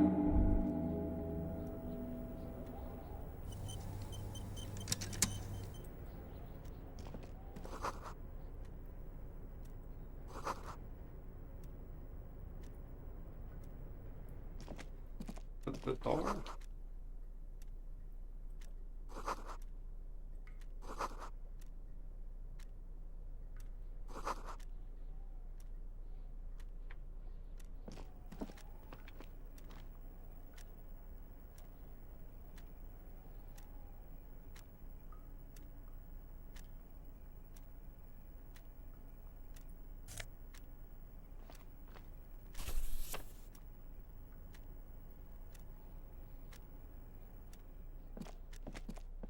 On second glance, someone has forgotten to properly close. It's unfortunate for the Union to just leave their paperwork lying around like this. Let's see what's inside, he thinks. The drawer opens smoothly. Inside is a well-organized selection of brown folders. Hundreds of documents containing logistical data. Two kinds of transactions stand out. Materials coming into Revachol from the outside world, from Muindi, Grad, and even Ilmara. And the same materials being handed over to companies inside Revachol. Kuron, Coal City, La Delta, and Jamrock are listed among the many districts where the imports are being sold. It's hard to make sense of this thicket of company names, dates, quantities, and percentages. You try to focus, but the lines are getting blurry. Whatever's hidden here is hidden well. Concentration isn't enough. That's Only my a big trained skill. accountant with a background in That's a logistics good one, yeah. would be able to really make sense That of was it. good advice. Whoever However, gave me that. there is a little handwritten note stuck on the side of the drawer. Because those decisions really matter. Like, they really do.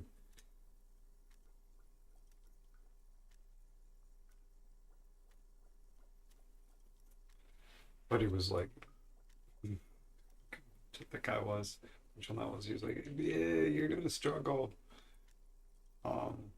Because he'll stop listening to you, I guess, sometimes. But so the higher your volition is, the better that is. Look at the It note. appears to be a to-do list written in large, uneven capital letters.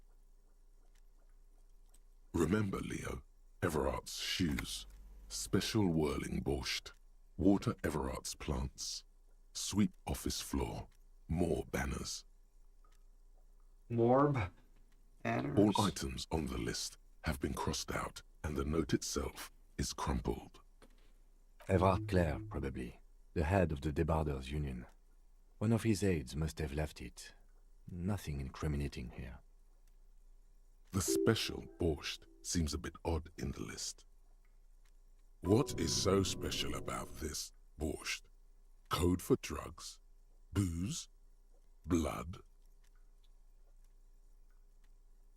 Remember, Leo, Everard's shoes, special whirling borscht, water Everard's plants, sweep office floor, more banners. All items on the list have been crossed out, and the note itself is crumpled. The drawer slides shut smoothly.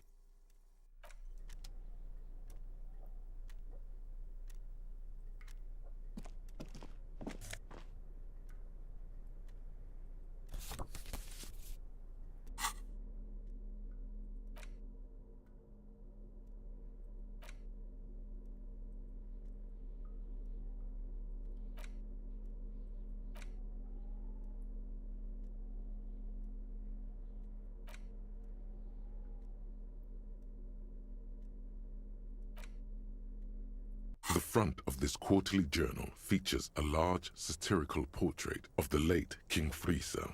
From the sides of his head, a pair of white antlers spread to the corners of the cover. Because white antlers are one of the symbols of communism, they represent a society in accord with the natural world and at the same time above it. A shameful way to treat a former king, even one as underwhelming as Friesel. Because Friesel was incompetent, foolish, and cruel. In short, the embodiment of everything the communards wished to overthrow. It's satire, you see.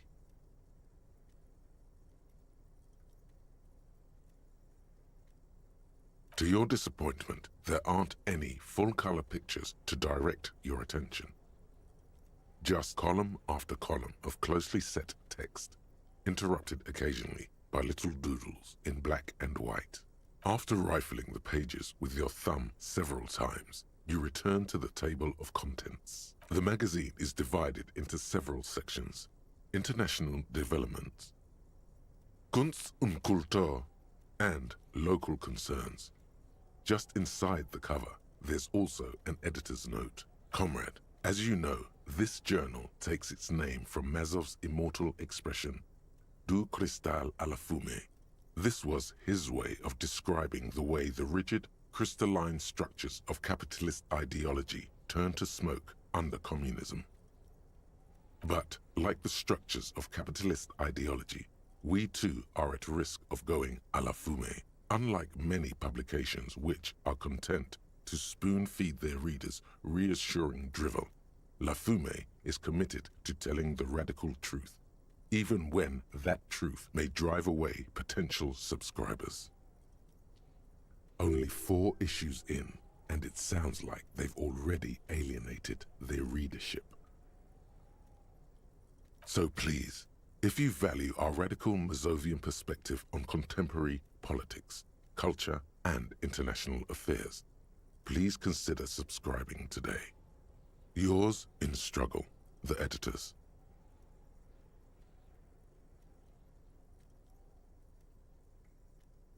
What do you expect? It was laying around the office of the Debarders Union. They're probably bankrolling the thing. You flip back to the front of the magazine. The table of contents unfolds before you.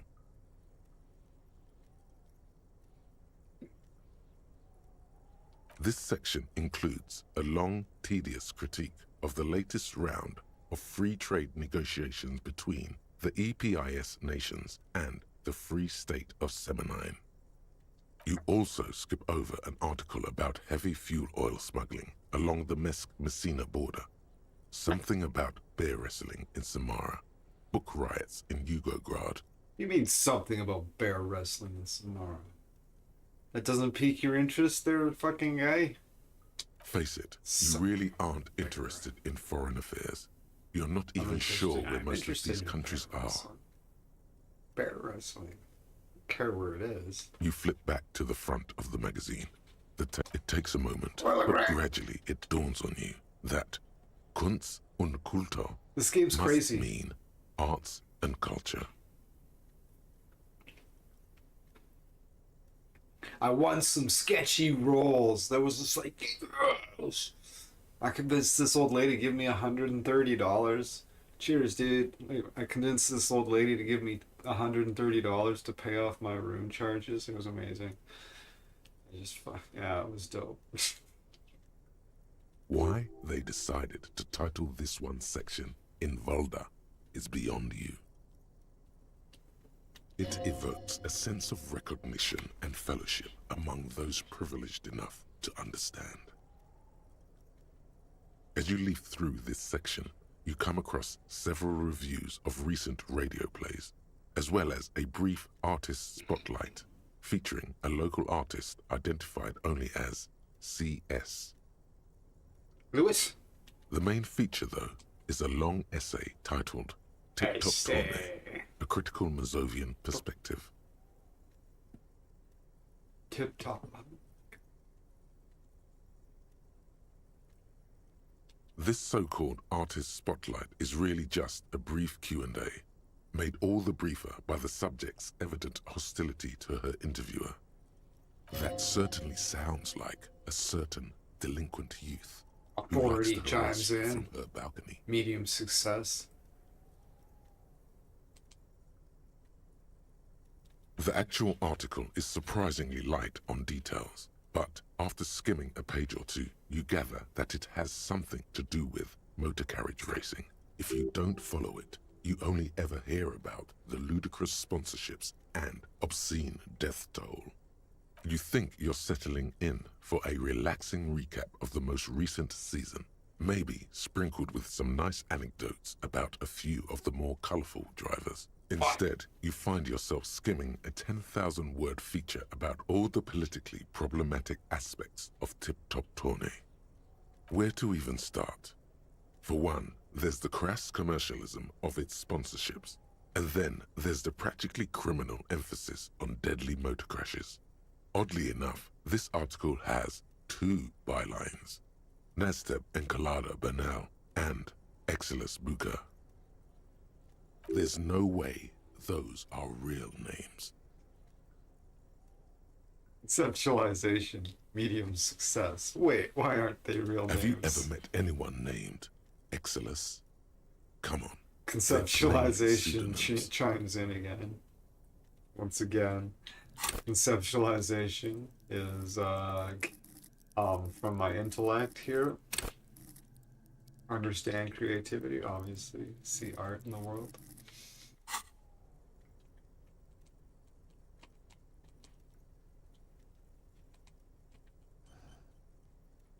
Under capitalism, the article says, every pursuit has its price. Every pleasure, even one as elemental as the joy of racing others around a track, is reduced to an advertising opportunity. Thus, the so-called tourney becomes a competition between increasingly meaningless brand signifiers. Your discount laundry detergent racing against a pack of Astra cigarettes, or even a fritter. And that precisely is what's problematic about it. Were it not for the promise of random, spectacular violence, audiences would quickly lose interest. At the end of the day, it's the destruction of these 750,000 real races that you're really watching for. You see, one cannot avoid the conclusion that Tip Top Tourney is simply the apotheosis of spectacular entertainment under capitalism.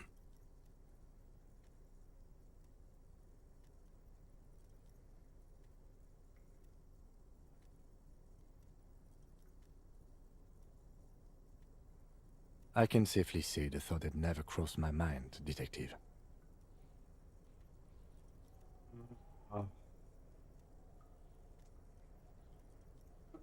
I wonder what else is really just a metaphor for life under capitalism. It's too bad. I thought I liked Tip Top. I'm sure most things are, if the young man who wrote this article I want is to to say be both of believed. those. Can I say both of those things like, in sequence?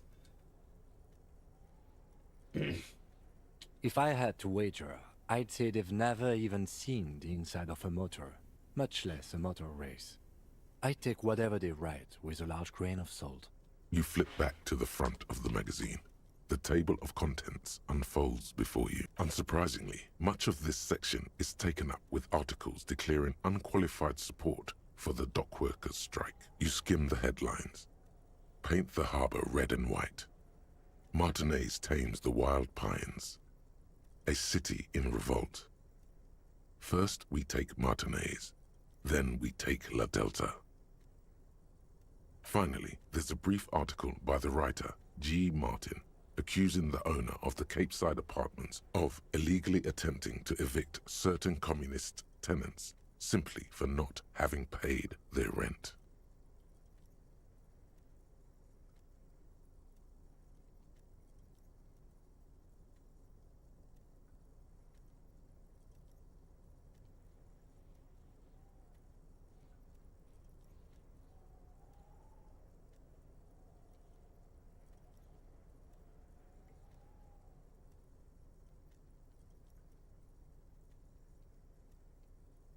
The writer G. Martin remarks dryly that capitalists love wealth redistribution so long as it's only redistributed upward. You flip back to the front of the magazine.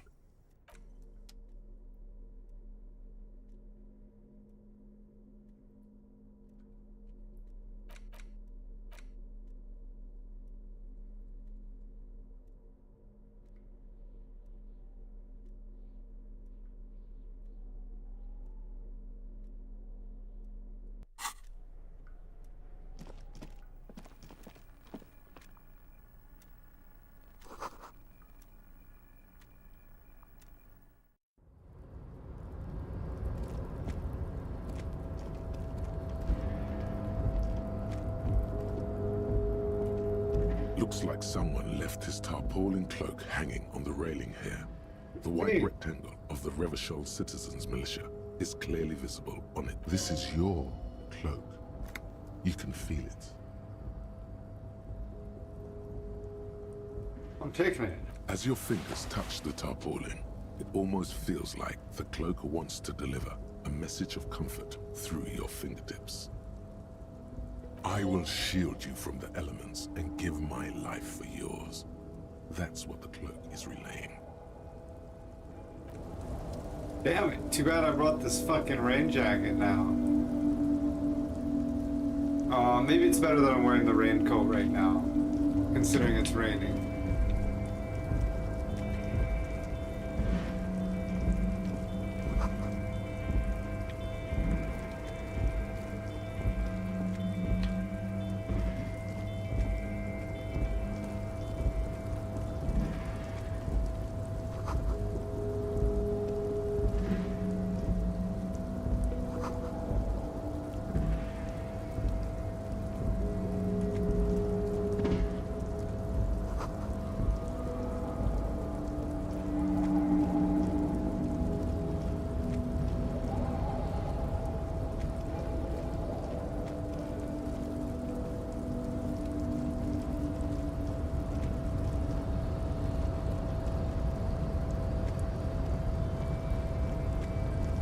Rusting control panel with several knobs. 2 buttons marked Marsh and Arrête are faded with use. It seems to control the large crane above. A container is attached to its hook block. Marsh on. Arrête off.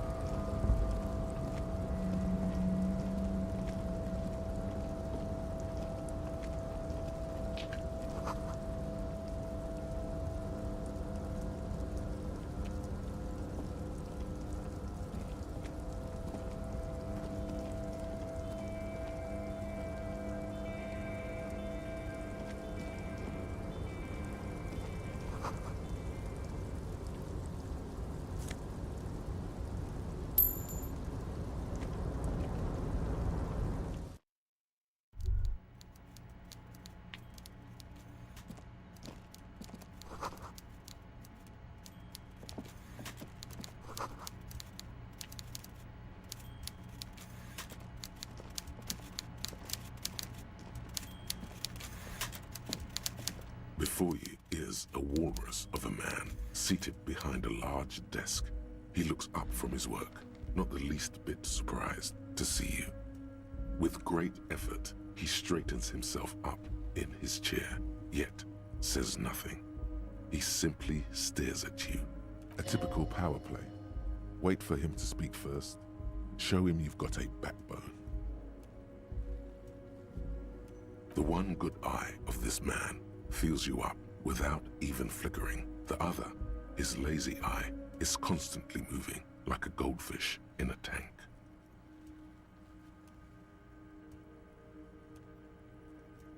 Grotesquely magnified by his +6 glasses. For a moment, you don't know where to look. It is unbearably humid in the trailer. Beads of sweat slide down the man's forehead. Yet, he's unperturbed, holding his own. At first, nothing happens. His face wears a wide and self-satisfied smile. Every now and then, he smacks his big lips. Like a general over his maps, he plots his moves. Judging by the way he's licking his chops, it's going to be a good one. So...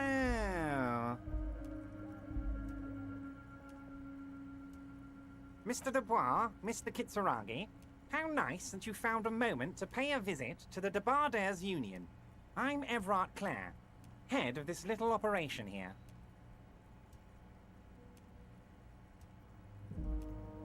Please, have a seat. Mr. Dubois, eh? The folding chair looks like a torture device. Extremely uncomfortable. You go ahead, detective. Whatever he has in store for you, it can't be good, he thinks. I'll do my best. Forget about that. What's with this Dubois stuff? You're getting some seriously bad vibes from that name. Please, Mr. Dubois, let us converse in a civilized manner, as equals. Take a seat. I insist. He's trying to throw you off your game with this Dubois nonsense. Don't give him the pleasure. Very well, Mr. Dubois. I respect a man with strong convictions. I, too, have convictions. One of which is that I will not engage with any man who won't face me at eye level. Should you find yourself more amenable in the future, I'd gladly resume our conversation. But until then, I'm afraid I must ask you to leave. Don't give up, but don't leave either. You're going to have this conversation on your terms. You just need to remain headstrong. Everard starts whistling a little worker song. He really is trying to ignore you, or will you out of existence. The lieutenant stands right next to you, not showing any signs of impatience or boredom. Yeah, Mr. Kim. Hang tough, buddy. I got see this. you are an extremely stubborn man, Mr. Dubois. That ain't necessarily a bad thing. You did it. This might help against whatever comes next. So tell me, how can the head of the Debardairs Union help a representative of the Revachol Citizens Militia today? Oh, by the way, I heard you got a rather rude reception from a certain Lawrence Gart. Some people have no manners. Yeah, he pains me to sucks. say. This should take care of that nonsense.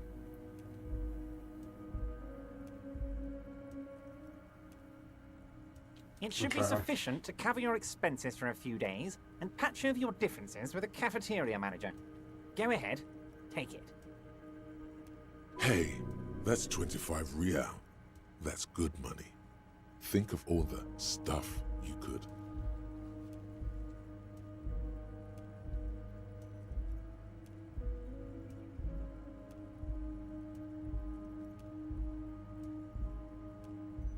I'm gonna just take it and not say anything. Is there anything you'd like to say to me? No. Cool? I wouldn't go that far. I'm sure there are cooler things than delivering a comically oversized novelty check to a cafeteria manager. But, sure, if that's what's cool nowadays.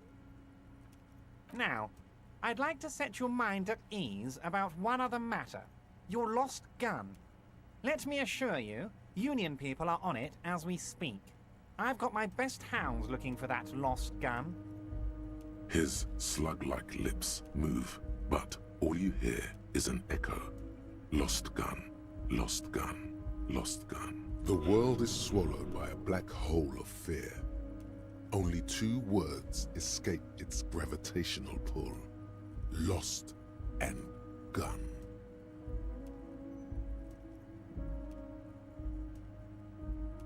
Are you all right, Harry? You seem anxious. Don't be. Everything's going to be all right. Harry Dubois. It's not like you left it loaded. You didn't lose a loaded gun. Local children aren't out there playing with it right now, pointing it into their own mouths. It's in a safe place. I just know it. I have a feeling everything's going to be all right.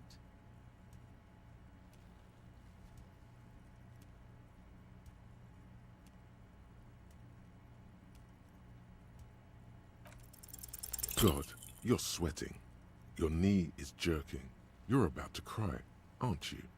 You're about to cry because you lost your gun and those children are gonna shoot themselves with it.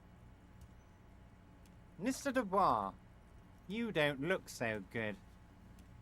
What is this Mr. Dubois he keeps repeating? What is he trying to pull here? You need to cool the fuck down.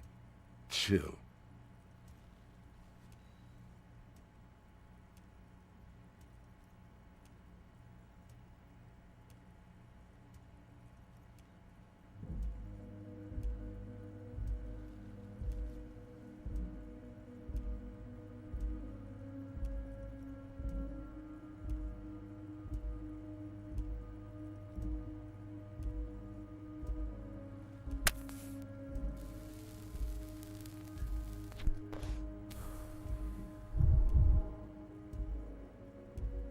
Mr. Dubois!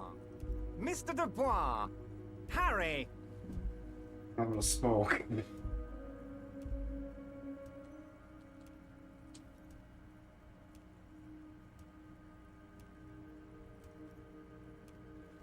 Mr. Dubois, are you okay? Can I get you a glass of water or something? Are you having some kind of medical emergency? Maybe you could use your hands somehow, in a kind of throw-in motion, like you're throwing that Mr. Dubois act right back at him. He's Mr. Dubois. Yeah, grab me a glass of water, bro. What an odd demonstration of... you got me, Harry. I don't even know what. As entertaining as it was, I'm afraid we're wasting our time. And I'm an extremely busy man, as I'm sure you are too. Okay, enough. We are here to ask you some questions pertaining to a murder investigation. It is about time to stop embarrassing yourself. Questions will help you regain some of your lost dignity.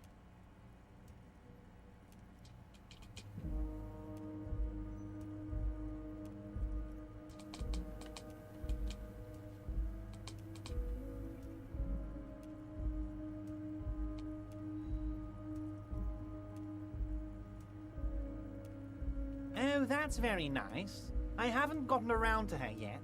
I'm very, very busy, you see. I hope you're getting along. One thing I want to make very clear, Harry, is that this is not some kind of union versus corporation situation. Everyone is just pals here. Yes, we're all trying to do what's best for Martinez. Don't feel like you shouldn't work with her just because you and I are such good friends. I'm not a jealous guy. If she actually wants to see me, she will find a way. Any good negotiator would. And I just don't have anything to discuss with a bad negotiator. He doesn't want to see her. Of course, Harry. Let me just assure you one more time. It's perfectly okay to share anything we discuss here with this Joyce. This is a completely transparent organization. I have no interest in what she is doing, but I myself have nothing to hide. Your business is your business, and I respect your privacy. Just remember, none of this is secret. Tell her about all of it. My brother's picture, my singing swordfish clock. Tell her how overweight I am and how I'm helping you find your lost gun. Tell her about everything. Everett doesn't mind. It is rather interesting to tell people things about each other, isn't it? It was nice telling him about her right now. This is weird.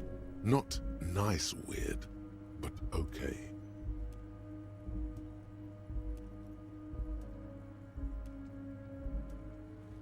What? Harry, how could you say that to me?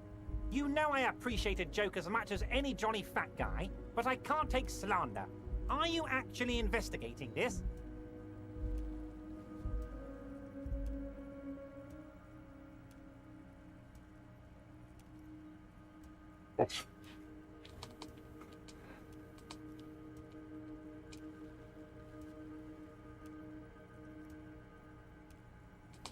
Harry, you wound me, Harry, in the heart.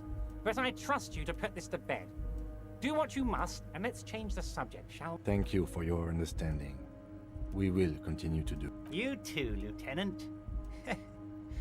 You know, I like you, but you never were my favorite. I'm a Harry guy. I'm Team Harry. None taken. Did we have anything else to do here, Harry? Honestly, I didn't want to bring it up, Harry. I heard you have become Measurehead's race pupil.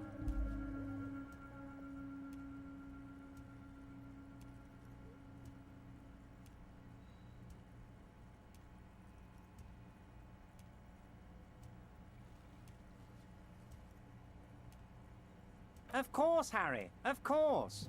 You're not some kind of a fantastic racist now, and rest assured, no one's gonna hear about it. Nice, good job. No one's gonna know what you did with race there, Harry. Your race bonanza is safe with me. Word of how racy it got will never leave Martinez. You can see the map of Revachol in your head. Dozens of red arrows are pointing outwards from Martinez, moving all across the city. Anyway, I assure you, I am a very well-informed man. Information reaches me before I even get the chance to request it. Of course, let us dispatch with the formalities. You call me Everard, I call you Harry.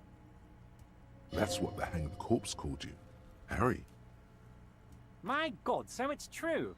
I didn't want to believe it, but you are a fantastic science fiction amnesiac cop, aren't you? What are the odds of that? I think the odds of that are very low.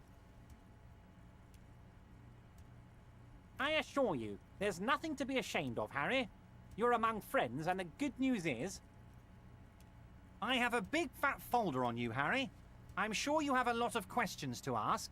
Maybe I can help you out. Don't trust him. For all you know, Dubois might be his name. You need to I'm sure you had some concerns you thought I might be able to address. And you were probably right. I can. Are you trying to tell me you've gotten hold of some of our documents? Mr. Kitsuragi, would you mind? Me and Harry are talking about his lost identity right now. We're bonding. Asking too many questions will make you look weak. You should maybe focus on the folder. Don't just jump to the folder. That's not smart. Shows you're on the edge. Do some probing first.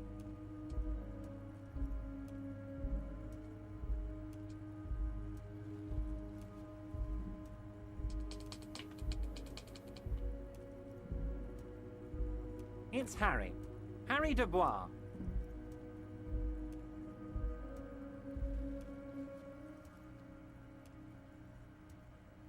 And I can work with you, Harry.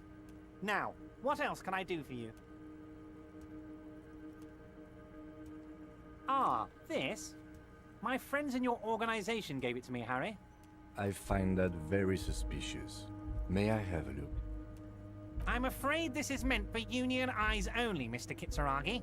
I'm sure you understand. Please continue, Harry.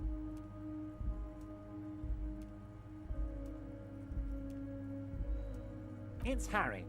Harry Dubois. And I can work with you, Harry. Now, what else can I do for you? As you look at the folder, Everard covers it with his hand and pets it. He's hiding it from you because it's not a real RCM folder. It's just another one of those brown folders you saw in the file cabinet. Okay, Harry, you got me. This is from the Census Bureau, not the RCM. Those Census Bureau people are absolutely corrupt. You should do something about them. He got the name from the Census Bureau, and everything else from your actions here in Martinez. Yes, Mr. Kitsuragi from the Census Bureau. Like I said, now I'm actually a very busy man, so is there anything else I can do for you, Harry? That means he doesn't really know anything about you. A pity. The mystery of you will have to remain a mystery for the time being. Yes, that's what I said. Try to keep up, okay? Let's move on. You might have noticed there's one hanging on a tree behind the hostel cafeteria. Oh my. Don't take this question personally, but why would I get involved in this matter? Mr. Clare, the man was hanged with a cargo belt. A steel-reinforced cargo belt. It's safe to assume the Union had something to do with the murder. Besides, getting the body down would benefit all of us. It's a stain on the neighborhood.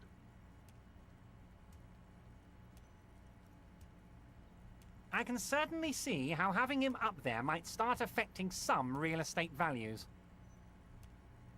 But of course, all joking aside, I am going to help you. Jean-Luc, my boy, I'm sending 2 police officers down. They have a dead body in a tree problem they need help with. Namely, they need it to be taken down. And, Jean, please take it easy with the race signs. He's had enough of that. You can find Jean-Luc down at the gates, but you already knew that. Anyway, he's going to help you. Yes, your lost gun. My best men are on it. They're turning every stone, searching every playground, asking kids, grandmas, everyone. Your gun will be found, Harry.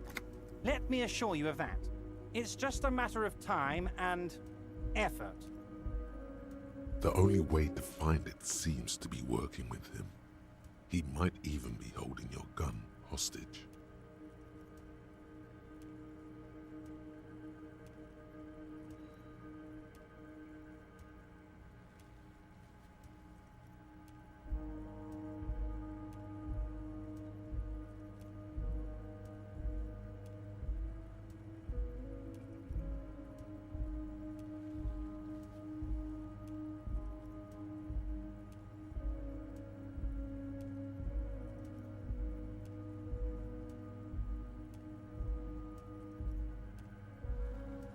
Damn it, Harry.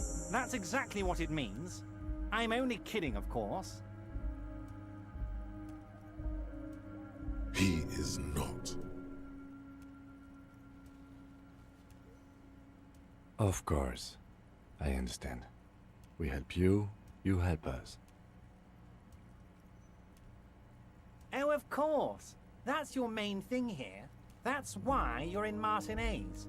I know everything that goes on around here, and I would love to help you like I'm helping you with the body and your lost gun.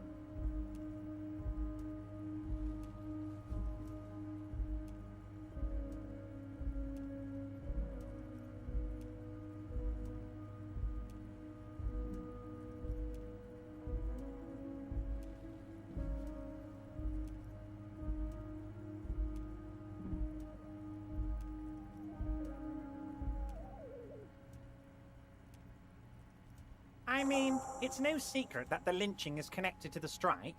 So much to talk about. Honestly, it's been weighing on me so heavily. I understand you need to interview me. But there's a thing that's been keeping me up at night. I want to talk about the hanging. I mean, if we could just calmly talk, exchange information, we could blow this thing wide open. Yes, that sounds good. Let's do that. But I can't think straight with this thing weighing on me. You're police officers, aren't you? I have a crazy idea. You guys are basically door-opening machines. Incredibly talented at opening doors.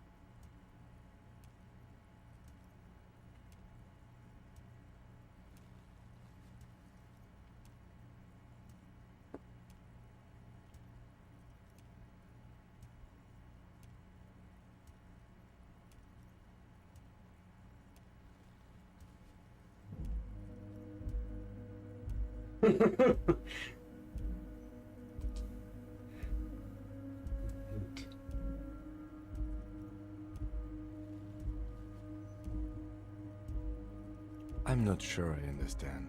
If you're asking us to break down someone's door, it's not going to happen. Come now. I just need you to go open a little door for me and leave it unlocked. A simple thing. Absolutely nothing shady about it. Does this jiggling ooze think he's going to use you? He's got another thing coming. Play his game, son, with your eyes peeled. He's going to slip up, and when he does, you're going to come out on top.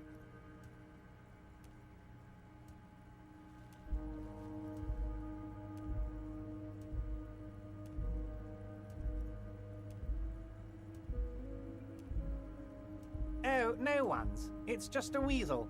A weasel lives there. Nothing for you to worry about. A loud blabbering weasel. When weasels feel no one is watching, they start acting foolishly. Just go there, unlock the door, and leave it open. It's been such a burden on me, Harry. I just want this to be over so I can discuss business with you. Fantastic, my friend. Just let me know when it's done and we can take our friendship to the next level. You can get the key from Manana. He's down by the gates. Manana's like a free agent in the Union. Special operations. Hardened socialist. A real free thinker too. He'll tell you precisely where the door is. One last thing, Harry. Just open the door. You don't need to go in or anything. I just want that weasel to come home and see the unlocked door.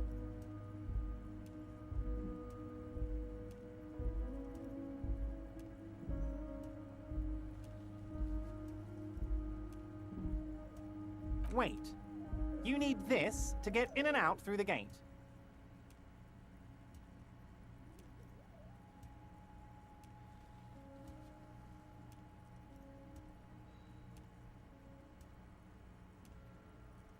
Here, you're one of us now. A real red and white Union man. Take care, Harry.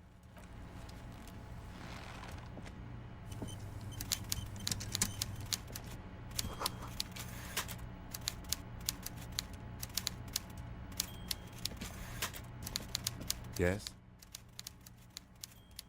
Excuse me? You have a distinctive way of walking. If I were to walk in front of you, we would surely collide. I hope you don't take this the wrong way. It's just a collegial observation. In the 57th, we call it the Jamrock Shuffle. Officers from Jamrock's 41st Precinct tend to move a bit erratically. They say it's a scene-clearing technique developed by one of your lieutenants for gathering evidence. It's erratic, yet thorough. Prioritizes containers. Amazing. I don't know. Containers contain, I guess. I'm making assumptions. Amazing. We should move on. Passing along frivolous interdepartmental stereotypes is not usually his oeuvre. He regrets bringing it up.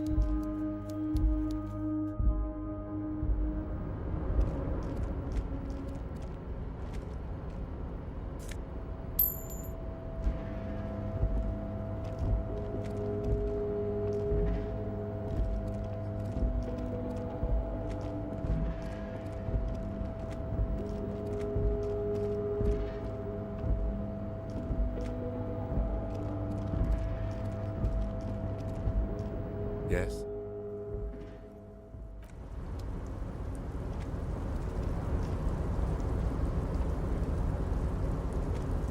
Container, container, I'll turn you nice and red. Container, container, put the logos on. The lyrics to this container song are being made up as he goes along. The accent is so thick, it's impossible not to notice he's Ubi, from the vanishing peninsula of Ubisund on Muindi. Container, container, used to be Wild Pines. Container, container, now belongs to Everard.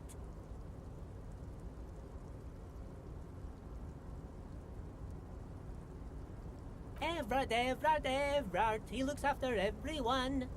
Huh? Well, hey there. How can I help you, mister? The look in his deep blue eyes is as sincere as you've ever seen. Kind of makes you feel like an arsehole for no apparent reason. I see you are not a Union man, mister. Did you get lost? You're not one of them scabs, are you?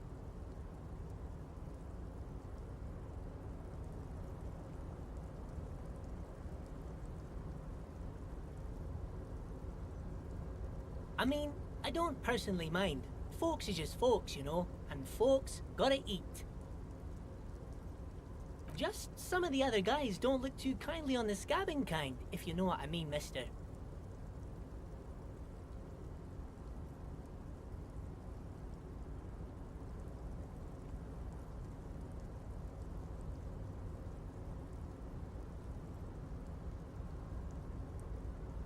Oh, yes, yes. I leave all kinds of notes for myself. That old head of mine ain't so good at keeping things in no more. I almost forgot about the borscht. Oh, yes. I've been taking special whirling borscht to the men every day since the strike started. It's very, very good. Makes a man feel so warm and happy. I feel like I could take on Mr. Renadan's boar dogs every time the lunch is done. Power borscht, huh? Never heard of a borscht that turns little guys into dogfighters. Alcohol, however. Yes, yes. I'm taking it to them. The borscht keeps them happy and in fighting spirits. Makes you all warm inside. They brew it in the whirling in rags. Oh, sure, mister. Sure. You do that. Yes, sir. Oh, yes. Born and raised in Irish, mister. Mum had to leave my dad after he got a bit violent. Took us here to the new world. I was about 10 then. Too old to lose my accent then. People say us Ubies are up to all sorts of trouble with sheep and other animals and whatnot. I just want you to know there was never any of that where I come from. No, sir. Thank you for clarifying that, sir. Oh, I'm just making some covers for them containers here. Yes, I am. Yes, I am. So it's easier for the crane operators to spot them.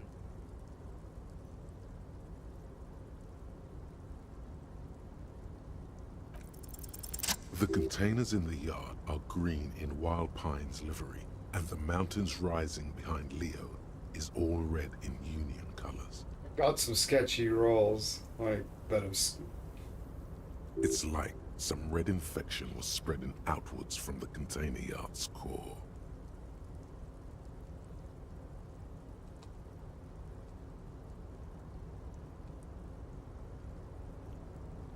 Yes, they are hiding it from the inside.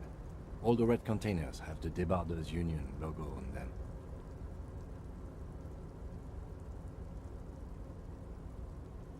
Yes, they are hiding it from the inside. All the red containers have the Debarders Union logo on them. No, not really. Mr. Everett doesn't tell me all the big things. Says I go and tell them to everyone. Oh, no trouble at all, mister. No trouble at all. Oh, that one. That should be empty as far as I know. Lots of containers here have nothing in them. They're just waiting to be loaded up. Yes, yes. Everybody needs a job, and this is mine. I'm Leonard, by the way. Leonard Bellick. But everyone calls me Leo. I'm like Mr. Everett's right-hand man when Mr. Edgar is out of town, and Mr. Edgar's right-hand man when Mr. Everett is away. Actually, Miss Beaufort is the right-hand man, but she's a lady. Who is this, Miss Beaufort? Well, A real pretty lady with a skin like those Douai Sucre candy bars my missus likes so much. Them are real nice to suckle on once the dinner is done and me and the missus sit down beside the radio. But I can't listen to the radio all the time. There's so much to do around here and I'm always busy keeping things running here. Yes, Stay on this Miss Beaufort topic.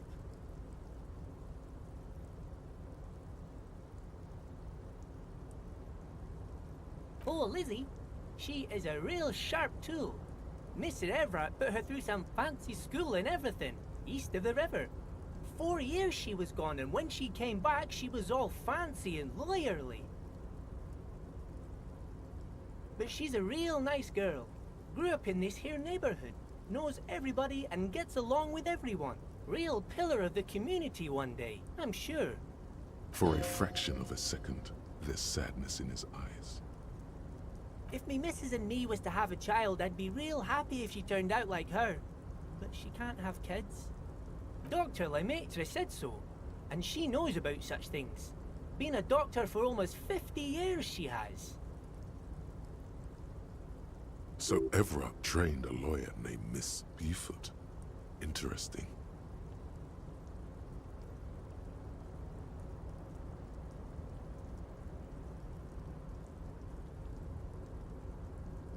Yes, this place really seems to run like clockwork.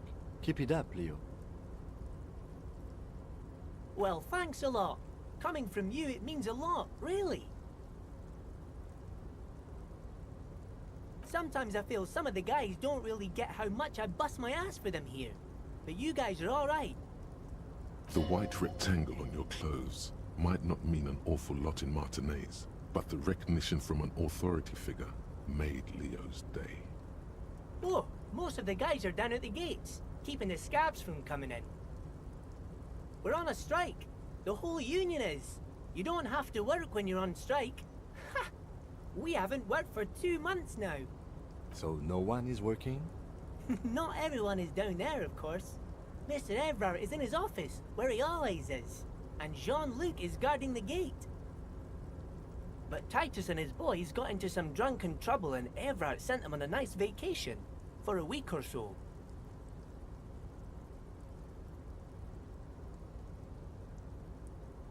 Oh, I'm not really supposed to talk about that.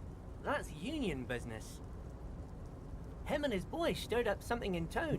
Probably drank too much and got into a fight or something. I heard Mr. Everett telling them to take some time off.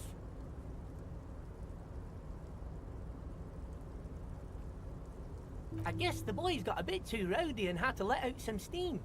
I don't really know the details. Well, that's just how boys are, you know.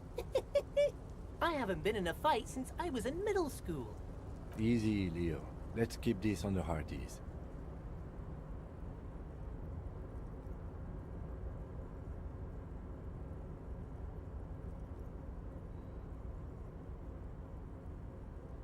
Too late. Leo's mouth is still moving, and the words are spewing forth. Words, words, and look, even more words. This guy could go on till the end of days. Now he's talking about some drunk sawmill owner who... No, he already switched to a prized fishing rod he apparently owned at some point. You know what? Just cut in there with your questions. We're done. Bye-bye now.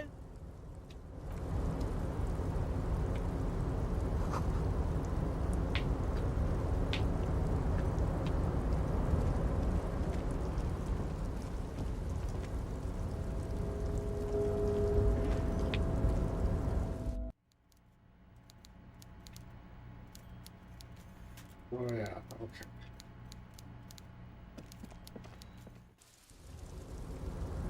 I just played a concert in school. Badass. That's fucking rad.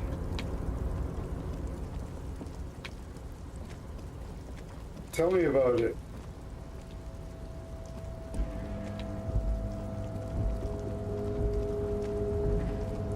Oh, we got some shit there.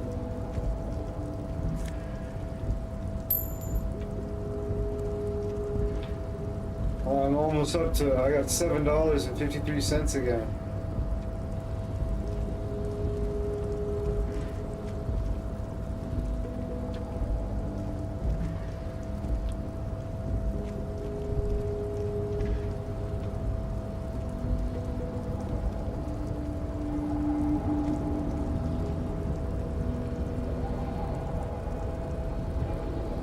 I did the Robert Trujillo crab walk. I almost sat on the stage. Nice.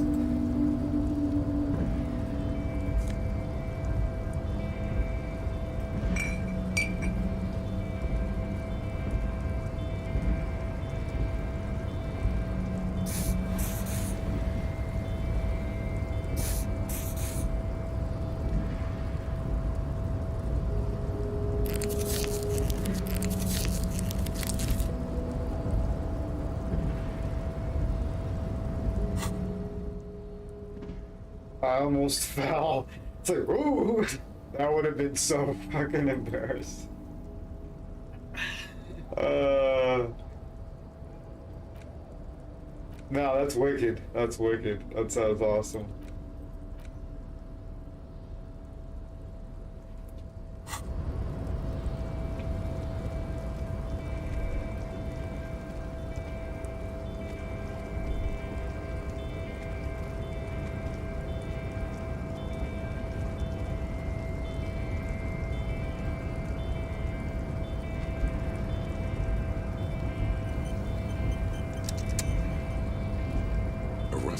control panel with several knobs. 2 buttons marked Marsh and Arrête are faded with use.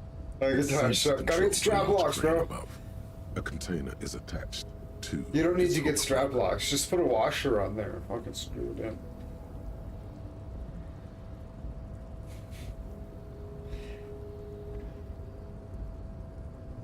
I was the entertainer of the thing. Nah, that's fucking sick. No, seriously. Take the screw out. Take the fucking pin screw out.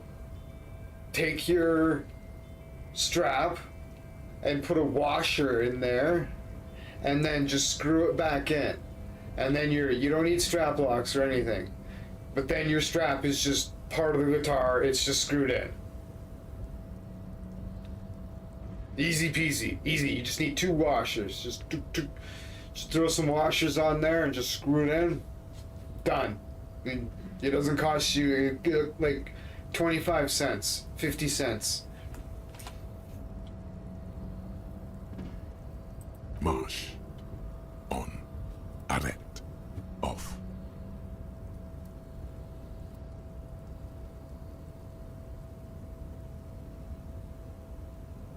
I was jumping across the stage and I used the same strap on every guitar. Yeah, that's the thing. That's the big downside of it, is it makes the strap like just part of the guitar. It's like,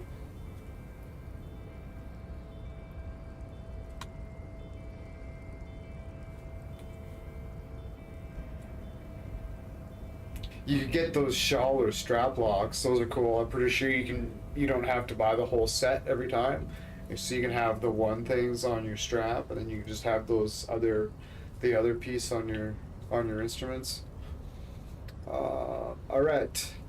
The crane stands tall, proud, erect, and still. With a loud grind, the crane shifts overhead, moving a massive metal container through the air.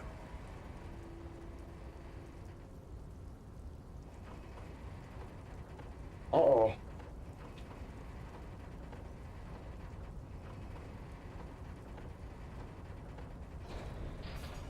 We nailed it. I was really concerned that I was going to cause some damages. And with a surprisingly quiet thunk, the crane places the container down. The harbor sleeps as the strike rages in the distance.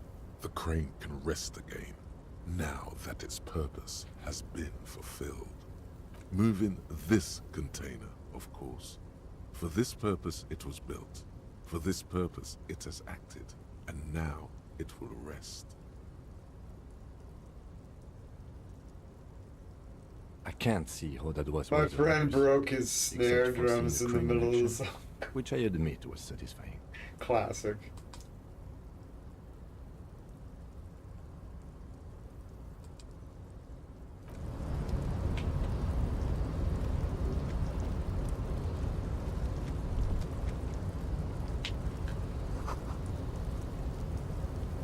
The show was chaos. Oh, that's the best. That's the way it should be. Before you stands a cargo container, just one of many in the yard. You do? Because I don't. There are a million containers here. Why are you fixating on this one? Because this is the one we just put down.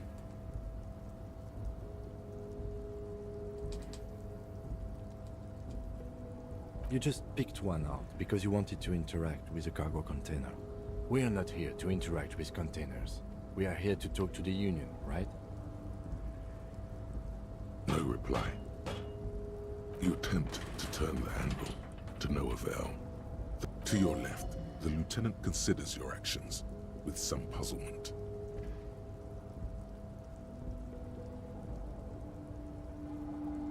Rhetoric. Persuade the door to open.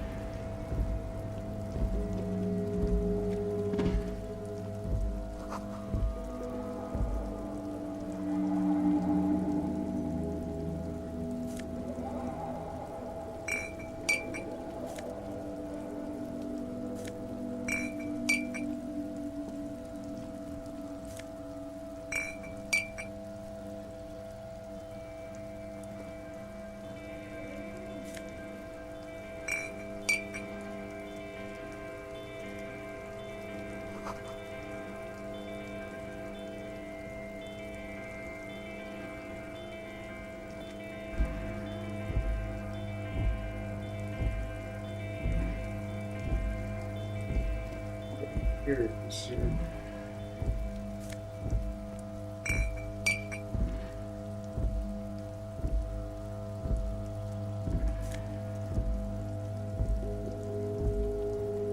Mr. Kemp, sir.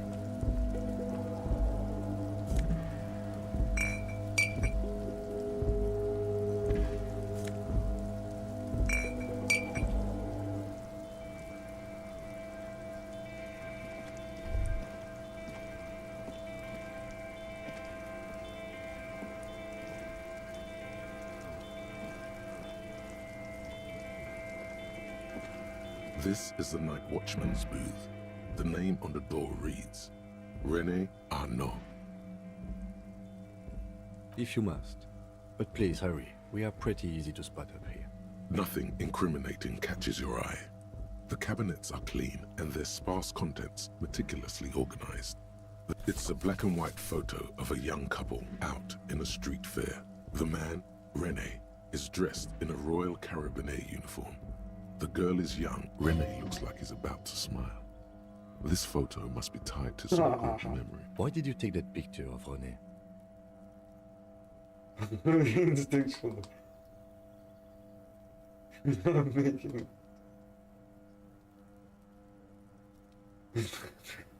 You're really interested in that old soldier. Not sure I understand your fascination, but sure. As long as it doesn't take up a whole lot of time.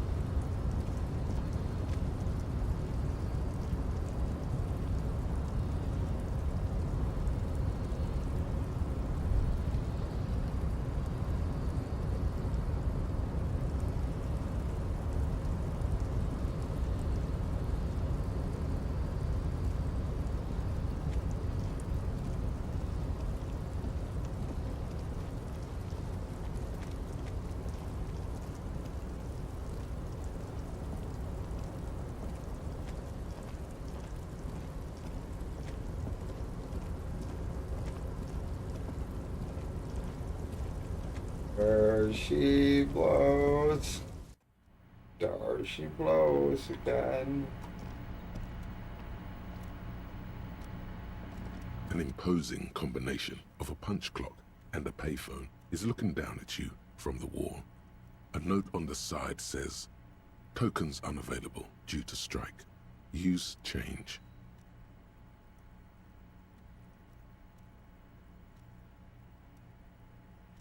The machine swallows your coin and seems to be waiting for your next move. Your fingers run over the dial pad. 005. That's the dialing code for Revachol. 4952. And a moment of hesitation before entering the final numbers. 993. Calling. Calling. Still calling. Then. Video Revachol, 24-hour video rental. You rent 8 and 10mm film for home use. This is Lammy. How may I help you? Video Revachol is a 24-hour video rental. We rent 8 and 10mm film for home use. This is Lammy.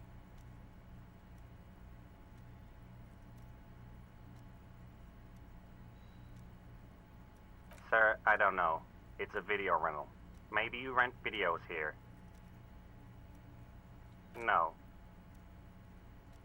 Maybe you called to extend your rental period? Do you need to extend your rental period? Let me fire up the machine. Dubois. Dubois. Here we are. You haven't rented anything in 5 years. but you still have a copy of Blue Ocean Hell from November '46. Whoa, not a fun film, that one. It's not an easy watch.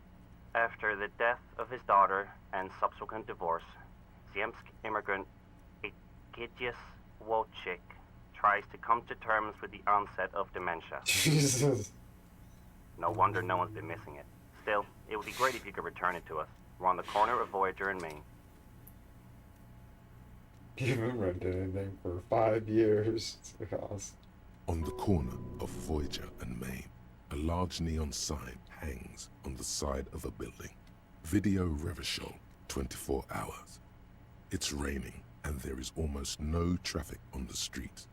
A woman's footprints in the mud lead away from the front door. Tiny heels tiptoeing down the road. Beautiful steps, light-footed with a lifetime ahead of them. You look up and the air seems to grow darker. Suddenly you feel like you don't want to hear about video rentals anymore. You don't want to hear about any of it. It was all shit. It's over.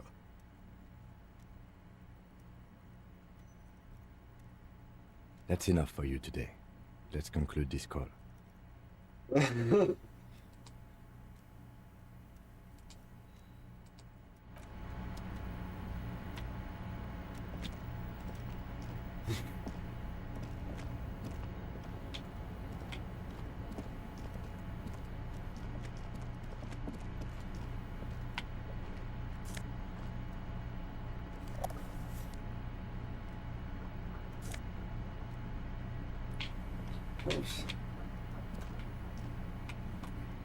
Should I take the glasses?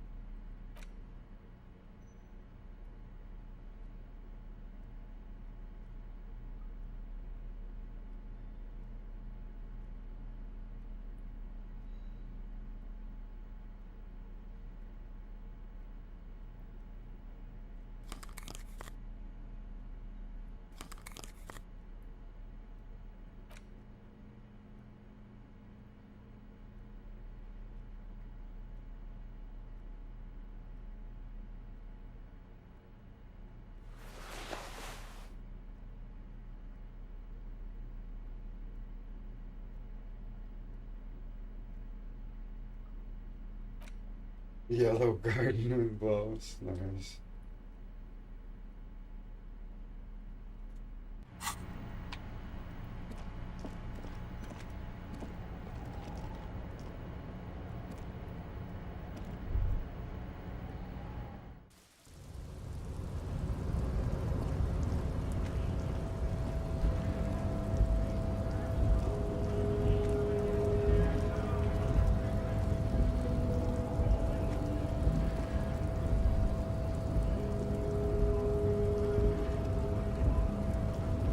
So, how'd you like our harbor?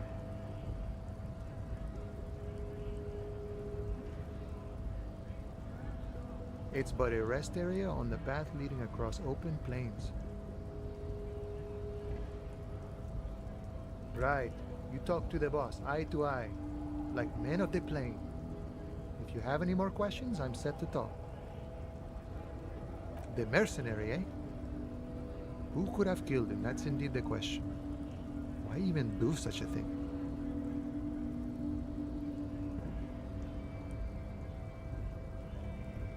What a thought! Why would noble workers resort to such a thing? Unless they were pushed, of course. Pushed. Your dead guy was an enemy combatant. Was he now? He was an agent of the opposition, attempting to undermine our honorable efforts. I ain't the murdering type, but that's just me.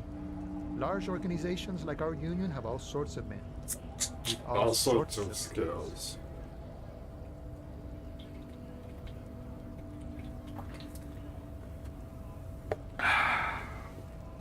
epic. means a more violent faction could easily take care of such a thing. Understood. This has been of limited use. Still, thank you. No problem. I wish the best to you in your search. Sure, I'm glad it's not my a key, huh? What door is this key supposed to open? Oh, say no more. I got you. I got that key right here. And let me tell you, it's mighty good of you to help us out during the strike. Working class solidarity, as they say. Polar weasel? Oh. Yeah. I know what you mean. I'm pretty sure he's actually Occidental, though. So you're gonna be committing fratricide, my racist friend. What you're looking for is a basement door behind the greenhouse. That's behind the wailing in rags. That's all I know. Our organization is what you call compartmentalized. Means we keep out of each other's business. Okay, but where did you get the key from? The janitor gave it to me. I found it in my Nice fella. We talked about life and things that really, truly matter. None of this mess we're in. This jiving and juggling. What's it for? To feed our children, I guess.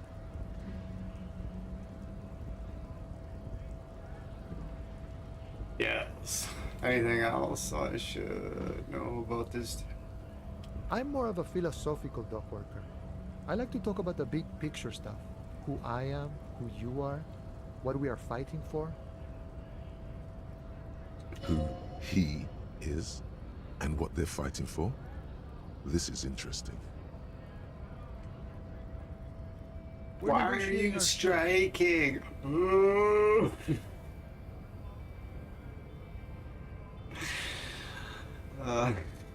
Aye.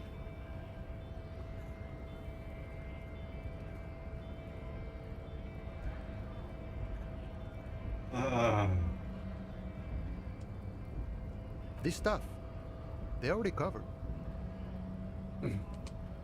Why are you crying?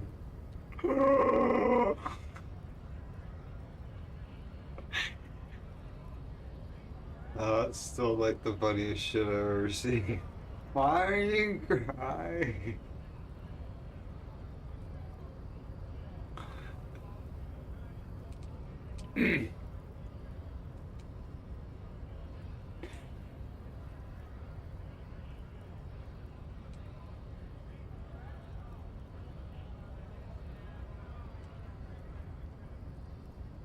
The wolf always wants more. I like wolves.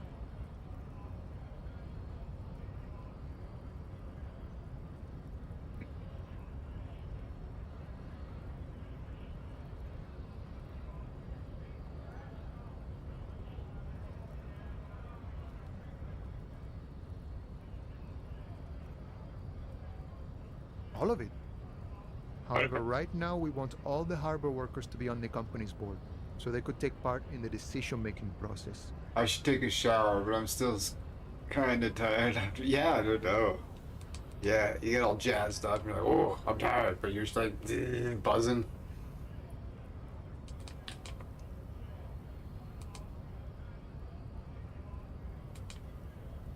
I think it's best you make up your own mind now that you've met him. In my eyes, he is a capable organizer and a decent businessman.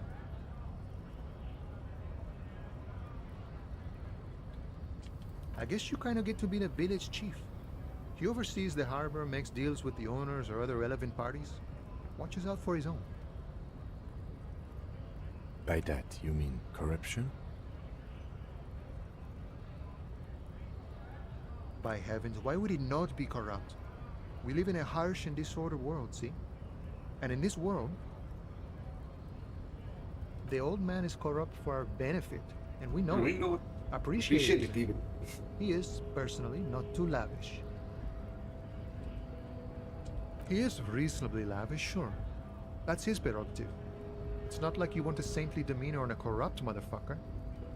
That would be a manipulative illusion. Besides, there are no non-corrupt systems in the world anyway, and moralism is the most corrupt of them all. Not you, you would like to say.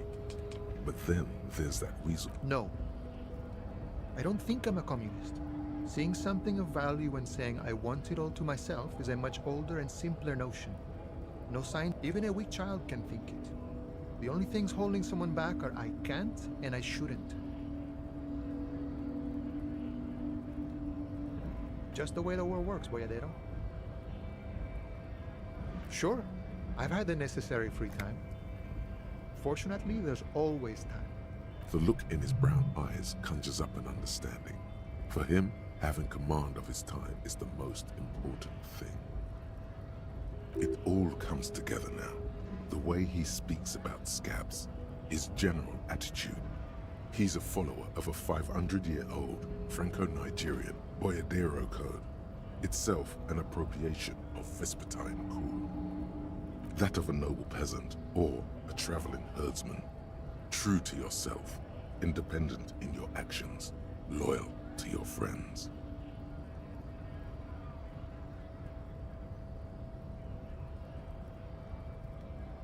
No.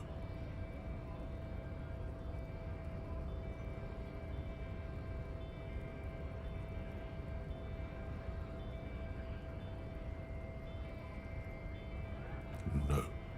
The man sits on the railing, his hands reaching far and wide. Yet it feels as if he could, effortlessly, go even wider, if need be, an endless torrent of time.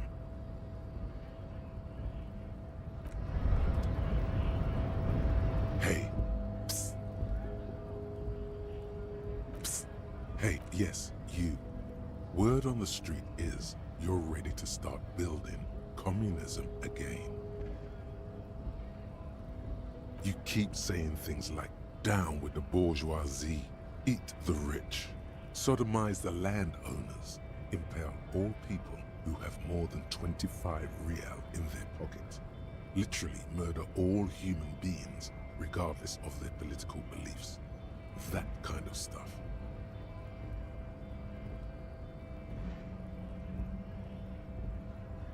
Funky style, very funky. So tell me, do you have any questions before we fire up the big communism builder? Or do we get right down to it?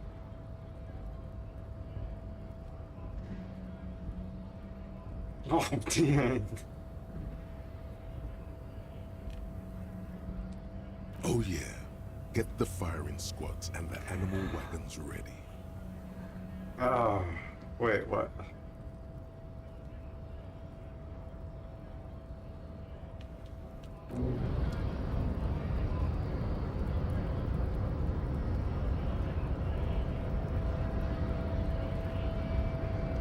We should think about calling it a day, maybe.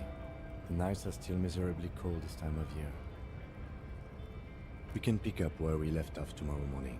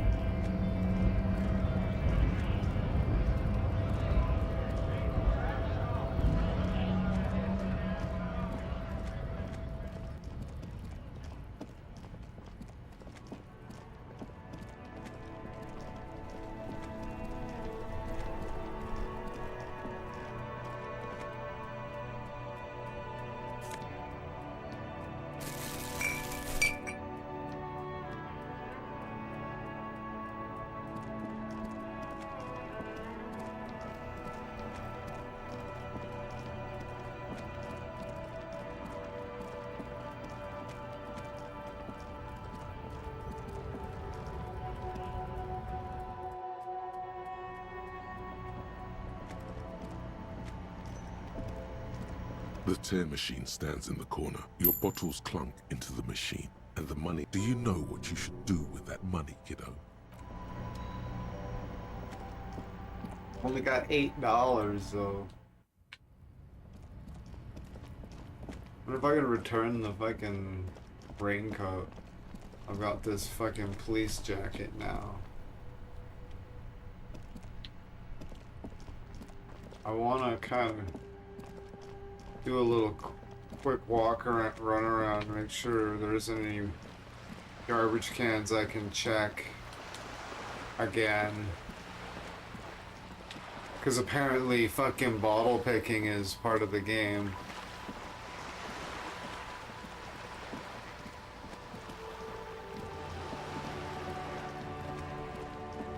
Okay, we're good. We're not gonna do that. We're pretty confident. I think I just missed that one.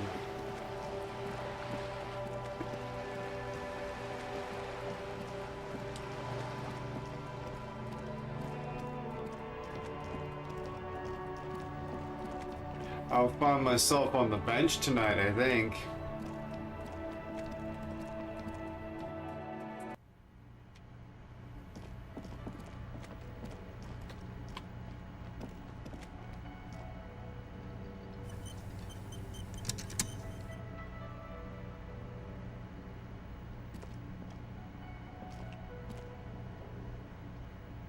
Can I help you?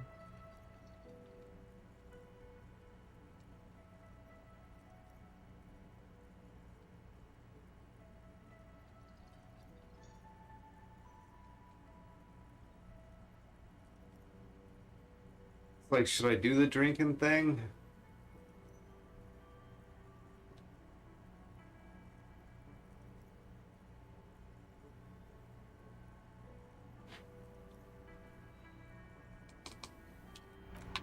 I'll find some booze for free somewhere. Surely.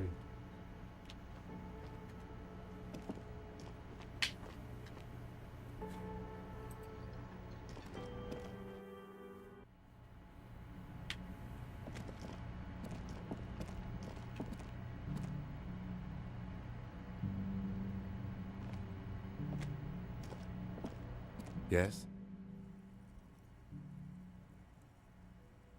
Me? I don't see how my life is pertinent to the investigation. Ah, if you insist. What do you want to know?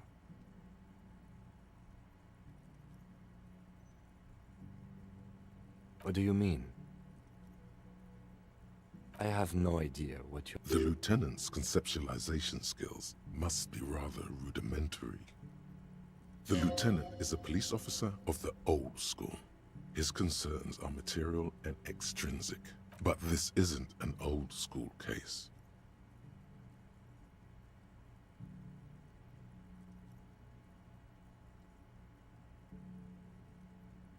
I can't say that it does, no. When I need to think, I just use my notebook. The lieutenant produces his small blue notebook and idly thumbs through a few pages. That's where his conversations with himself take place.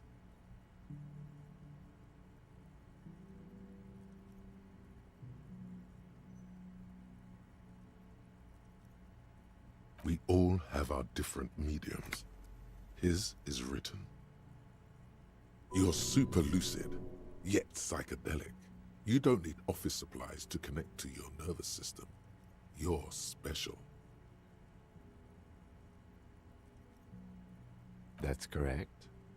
That makes him a binoclad. Completely uncocked material, if you say so yourself.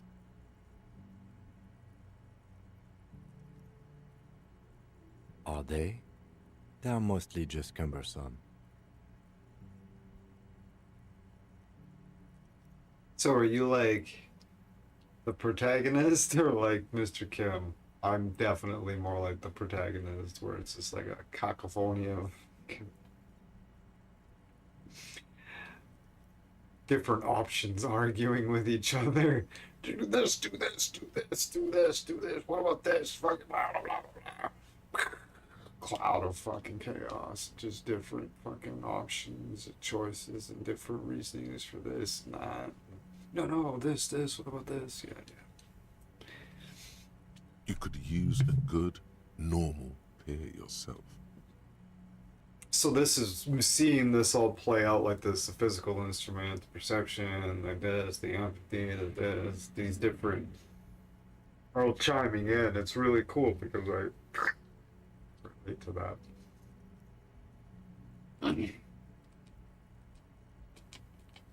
That's because I'm half Seolite, or quarter. My father's father was from Seoul. So was my grandmother, but from my mother's side. It's not an interesting topic. Capital of South Korea, isn't it? It's a part of the world, officer. A geopolitical entity and a geographic division. I told you it wouldn't be interesting.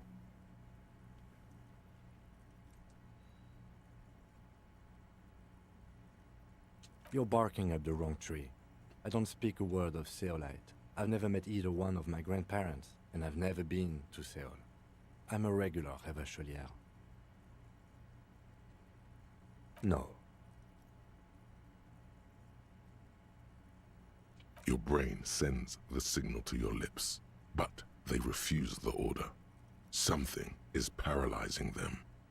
You're pretty sure it has something to do with the lieutenant's eyebrow. The eyebrow is exercising psionic control over you.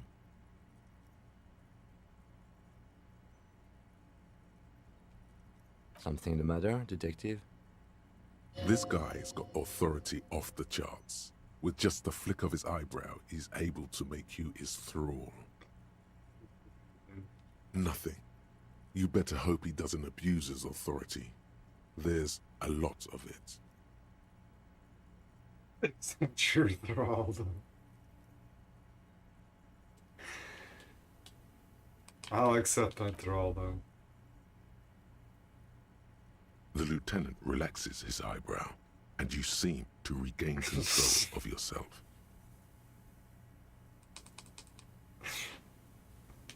Good. Let's change the subject. Oh, that was lovely.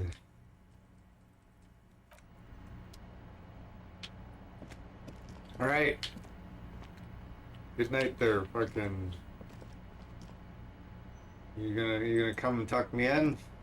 This is the door to the room you redecorated. That's right. Good night, Just a Lieutenant. moment. We should talk about our progress on the investigation. Let's go out to the balcony. What time is it? The air outside is brisk. The lieutenant is silent for a moment. No, it's still only He listens to the traffic 22:17. hum. Time goes pretty slow. Alright. Now then, we should talk about the investigation.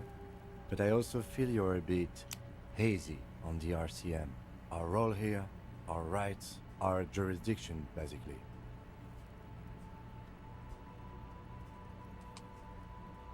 I have a cigarette every night when I go over my notes. It's something of a ritual. Oh man, he looks so devastatingly cool with that cigarette.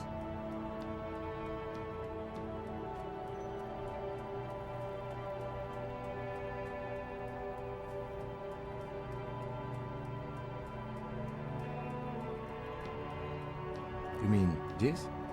This isn't cool. It's an unnecessary trial of will, and unhealthy.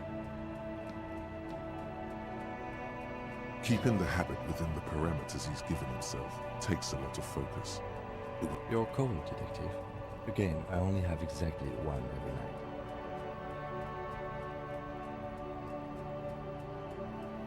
Yes, it's been a long and eventful day.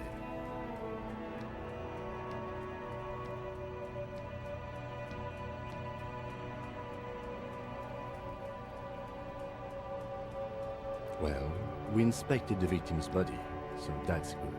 It was not easily approachable in that state, but we did it. Our inspection could have been more thorough, as it always can, but we have some leads we can follow up on. The body is still hanging from that tree, which is unfortunate. And there's still much to do at the crime scene. He is not particularly satisfied with your progress, but he doesn't want you to feel completely discouraged. Probably out of fear that you'll just give up and keep drinking.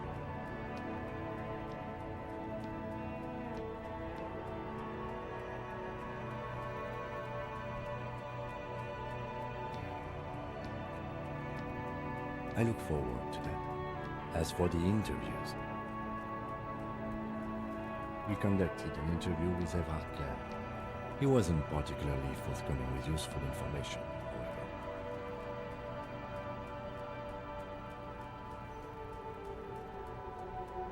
Claire also helped you, how should I say, remember your name? That's a relief.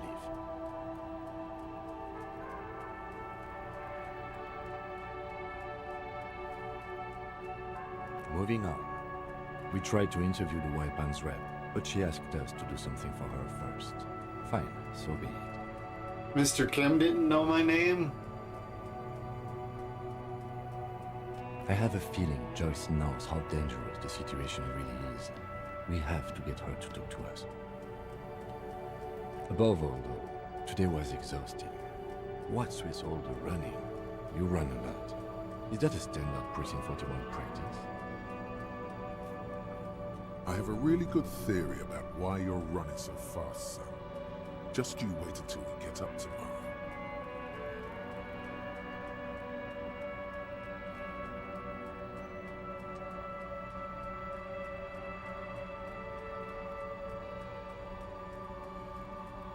It's impressive, especially for a man your age, and in those hills. Nice shoes, by the way. I like the green. Goes with the orange. Thank you for the compliment. We could All the manage it even running. with clothes. There are uncanny running reservoirs in this body. God knows why. They're quite limited, actually.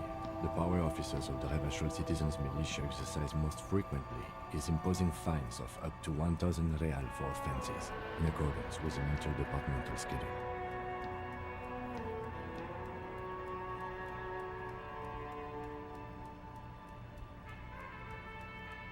The RCM's primary role is to ensure safety. We are not really supposed to play any part in the economic structure of Revachol. Yes, although indirectly, as citizens can always request records from their local station. Officers of the RCM have been known to take bribes of less than the prescribed fine amount. It undermines trust in the RCM. We can arrest people, of course, but rather than bringing someone in directly, it's preferable to serve a station call slip. It prevents confusion and overcrowding. You can't. Those who don't show up become fugitives, though, and have fewer legal rights when they are eventually caught. It's about power projection. Thus far, they seem to mostly show up. When power calls you, you come. But power itself is a fragile trick of perception. As you may have gathered from the fact that we are expected to carry a record of our kills, like the one in your watermarks, we are permitted to use whatever force is necessary, and strongly admonished not to abuse that power. You have to supply compelling evidence for why it was necessary to use lethal force. In these cases, your partner is usually your witness. Not a good position to be in, by the way. Internal Affairs handles these cases thoroughly, by cross-examining you for inconsistencies. It is yes. The last time was 4 years ago. He says it matter-of-factly and moves on. There is a slight physical revulsion in him while saying that, but he's worked through it in the intervening years. We don't convict. We arrest and send them to coalition government courts in Couron and La Delta. The prosecution works off our testimonies and records, which is why it's paramount to keep them. The coalition government, and the moral intern more broadly. The RCM was formed by the coalition government to restore order in the international zone after the revolution. So we did. Now we attempt to maintain that order. No more, no less. Or perhaps it is better to say we were allowed to form. It's a point of contention whether the citizens of Revachol or the coalition government founded the RCM. Be sentimental if you like. Either way, the Moralinton leases us the right to keep the peace in this city, and they will take it away if we misuse it. The Moralist International are the world's largest political organization. You know who they are. They have been running this place after the revolution failed. There are a union of center-left and center-right parties across the Real Belt. Our coalition government is just one of its many projects. They also run the ICP, EPIS, most intergovernmental organizations in the world. What do they believe in? They are Dolorians. They believe they continue the humanist project set forth by Her Innocence Dolores Day 4 centuries ago. Others say they are just technocrats. Interesting question. It's a blue forget-me-not. Their motto is love, compassion, self-discipline. I think you can gauge what they want you to think of them from that. Something kind and usual. Something ominous. Something even a little feminine. A historic figure? The author of the modern age? You will have to look elsewhere for opinions. The subject of humanism is too abstract for me. For you, she is something painful, though it's hard to say why. The moral intern are a fact. I try not to have opinions on facts until they change. And it doesn't look like that's about to happen. It is more than that. There's some kind of affection in him. Yes, I did, when I was younger. In my 20s, I considered myself a moralist. A blue forget-me-not, a piece of the sky. They're not all that bad. That's another leitmotif associated with moralism. But the years have changed that. I don't know what I believe in now. No, I believe in the RCM. That's enough for me. Do you?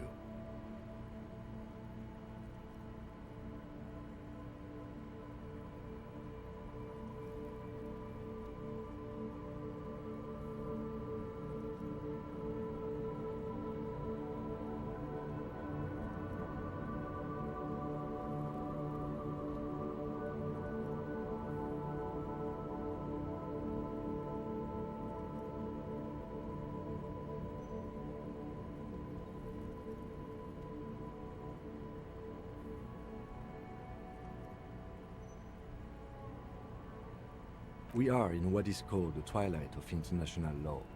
The laws we claim to enforce come from the MI. Without them, we are simply vigilantes.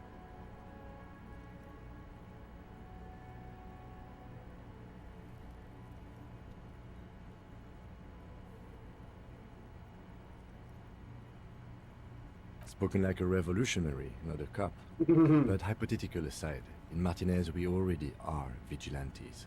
At least the Union thinks so. I expect our job here to prove quite challenging. The lights of the orphan district are reflected in his glasses. The red and golden orbs of the motorway sliding like pearls on a string from east to west as Revachol commutes back to the suburbs. Tomorrow is Tuesday. Monday is over.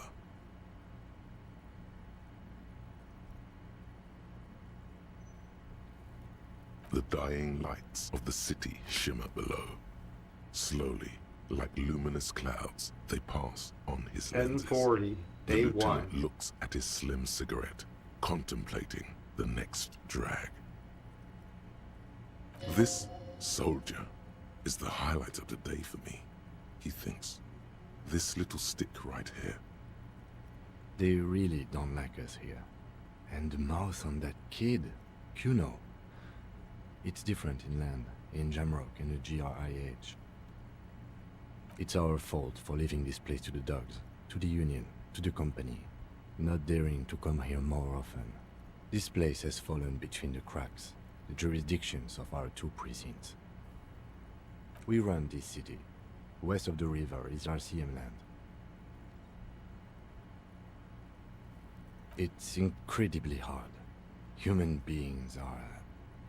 But we are in control, and it's worth it. The organization works, our systems work. If they didn't, the city would disintegrate. Me too. But I wouldn't count on any drastic changes in our lifetimes. Yeah, it's getting very cold now. Let's go.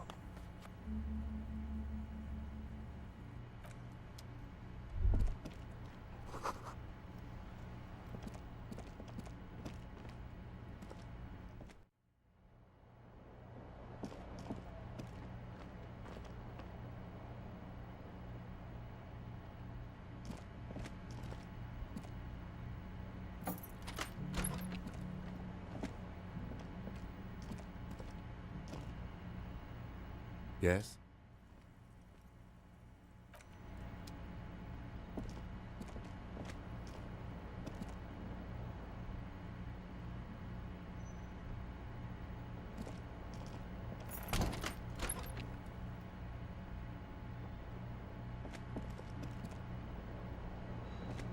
The bed is cold and not particularly inviting, but it's yours.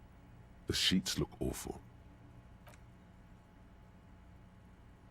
The sheets feel at once coarse and clammy against your skin. The bed sags beneath your weight as you stretch out and finally close your eyes.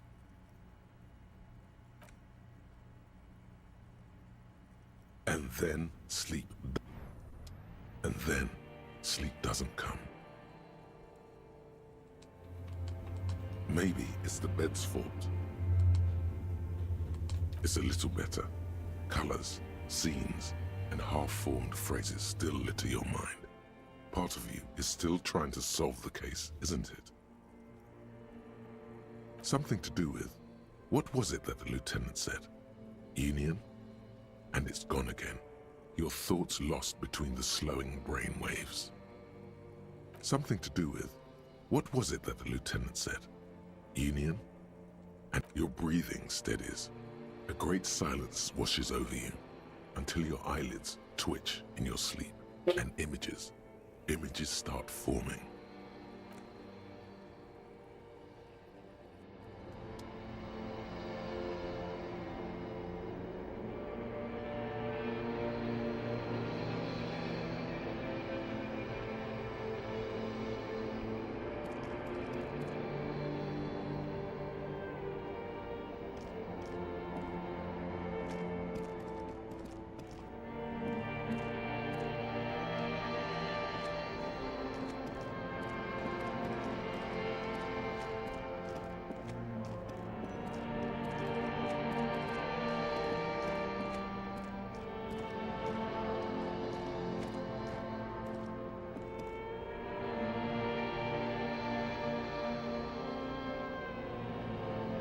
That'll make a good thumbnail.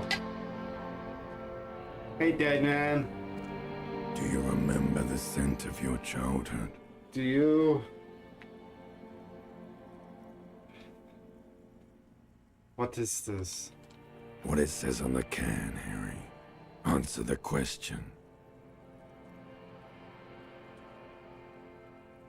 Do you remember your wife's hand on your face?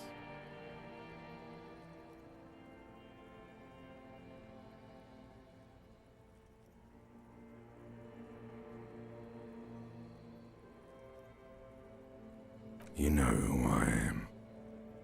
I'm the bad day. The one where you ask her, and then later in the streets, wandering. It's the worst day of all time, Harry dear. And it's coming. She will hear about it on the phone.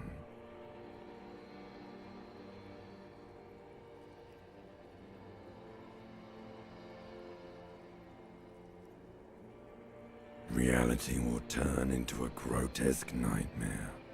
This will be the last thing you did to her.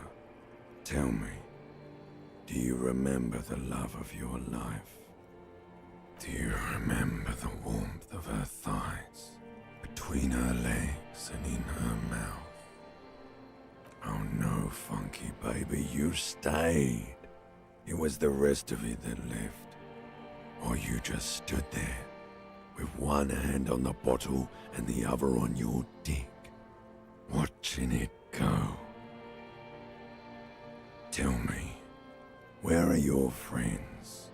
Human beings have friends, Harry boy. Where the hell are yours?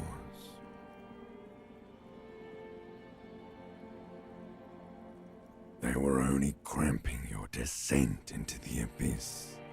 Now they're gone. 3 times gone and never coming back. All of it. You failed. You failed me. You failed Elysium. Everything. The Pale and the Useless. On the surface, the outer magnetosphere, burning furious truth. 8,000 years of written history. You really dropped the ball, Harry. 4.6 billion people, and you failed every single one of them. You really fucked up. No, Harry. You were just talking to yourself. That's all you ever do, even in your dreams. And the act is wearing thin. The spots of the disco ball fade around you. You'll be back in those cold snakeskins in no time, sweating up the bed. Stinky boy. Big system. You're not coming back from shit, thrashing around in that high conductivity state of yours, bumping into things and acting like a clown. Who are you kidding?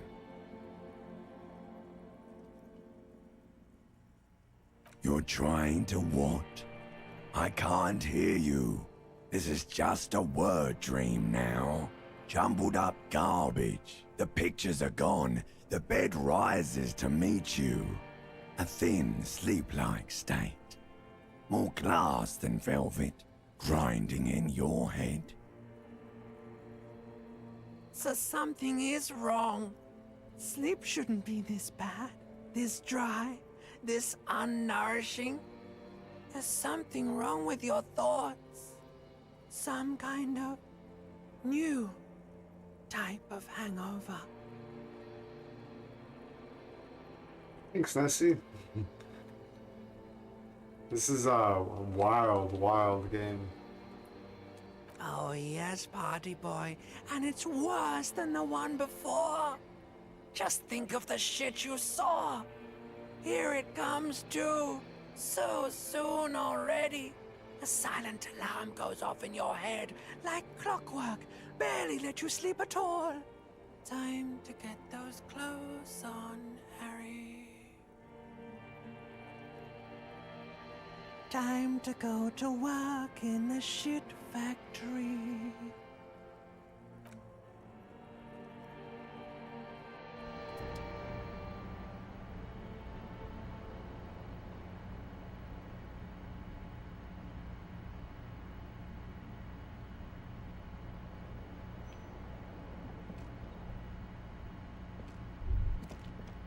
Good going, buddy.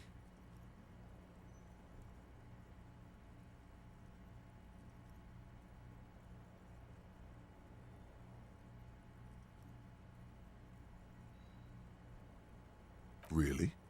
Because you feel even worse this morning than you did last night? You mean, why are you so tired? Too tired and down to even think? It is worrying, isn't it? You can't be a detective like this. Detectives need to be able to think.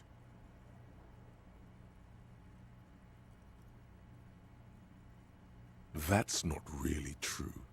Your heart has finally pumped all the speed out of your system, Buster. Time to get some more. Don't do that. Stay strong. The hangover will wear off. You don't need to keep doing this to yourself.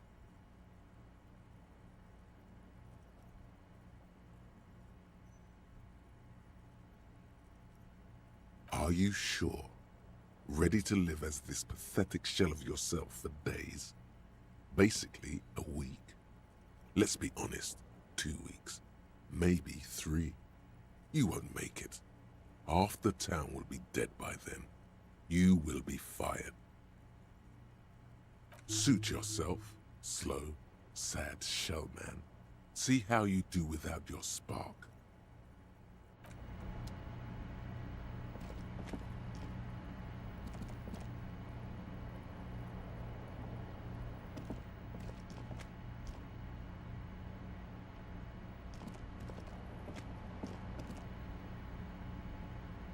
Did I look in the...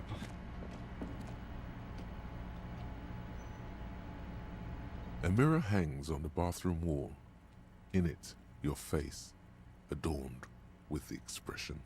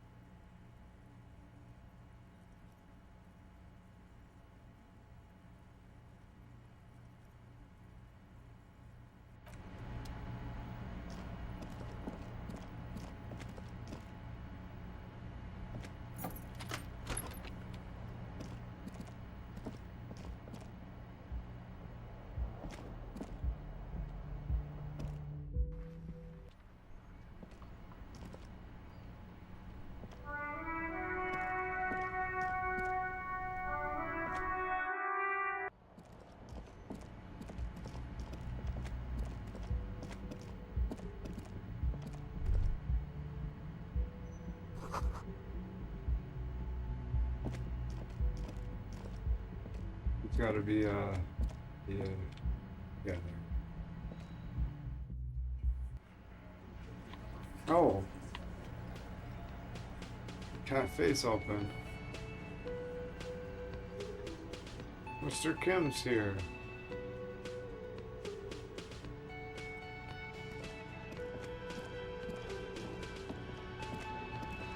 Morning.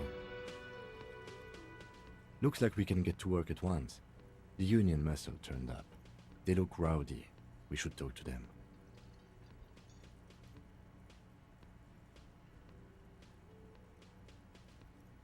Everything points to the Dockworkers Union.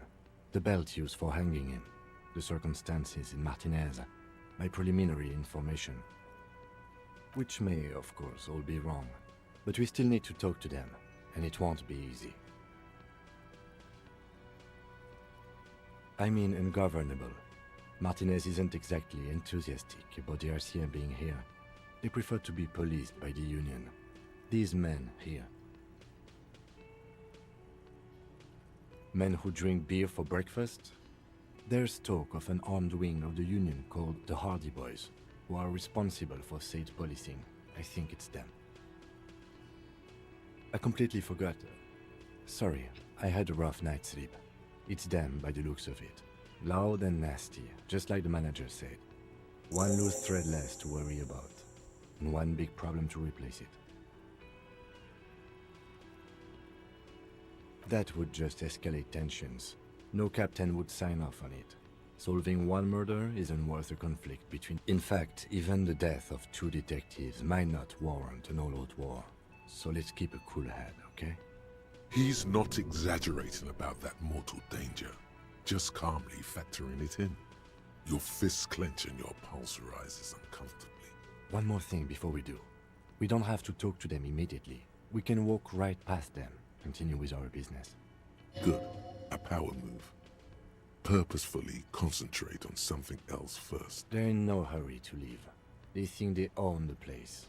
Anyway, I leave that choice to you. Whatever you decide is fine by me.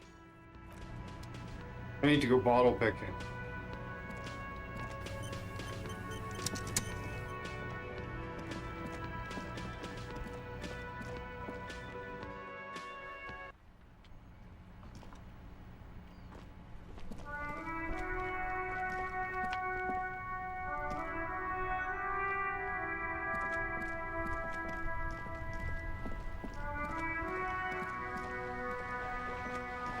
Oh, I don't think there's any bottles showed up. I was hoping more bottles would pop up. Like the cans would have, the garbage cans would have more bottles in them like the next day.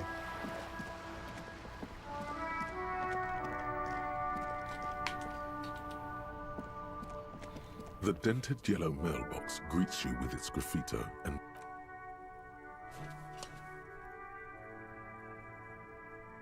The box seems happy.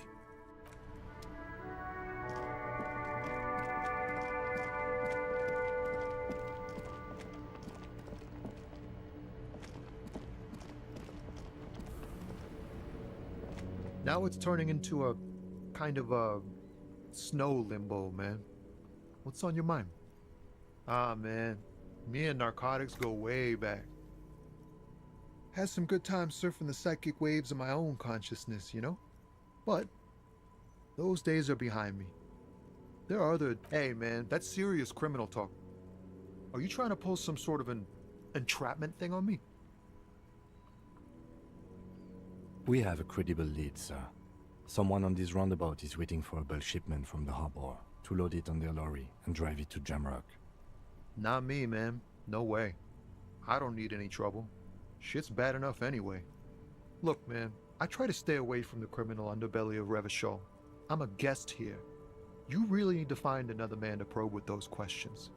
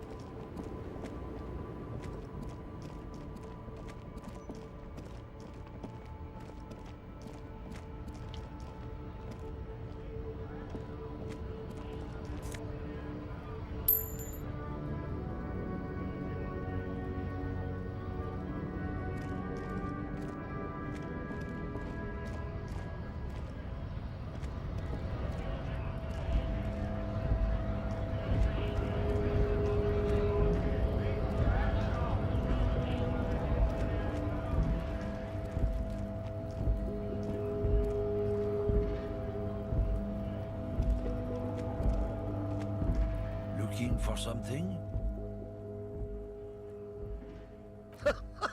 Oh man, that's great. Look at that guy go. Haven't seen anything that funny in a while. God damn. Thanks for that, but no, it's not mine.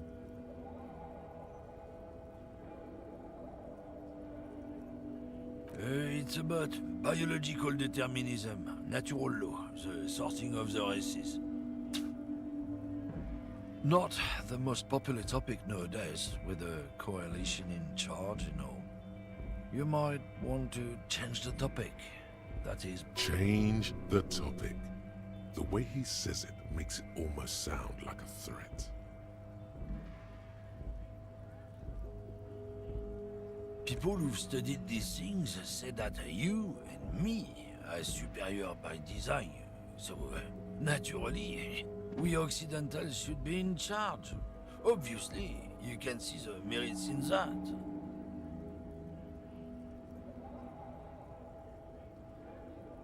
Open your eyes. Haven't you noticed something different lately? An unfortunate downturn, maybe? Huh? When members of the superior race cease to believe in their innate superiority, they stop competing for resources.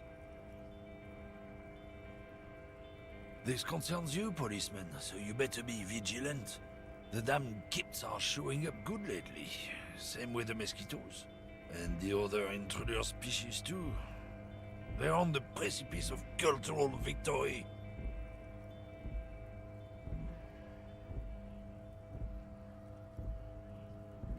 It's what the kips of Boogie Street are going for, right under our noses. And the others too, on the radio. Heard any chansons lately? Heard any motetos or leader? No. Dominating culture is how they plan to win. They say so themselves. It's true. Also, you need to realize the dangers of mixing races. Who knows what might happen if people don't stay in their birthplace? You might end up with a new sub-race, with unknown characteristics, leading to extra competition.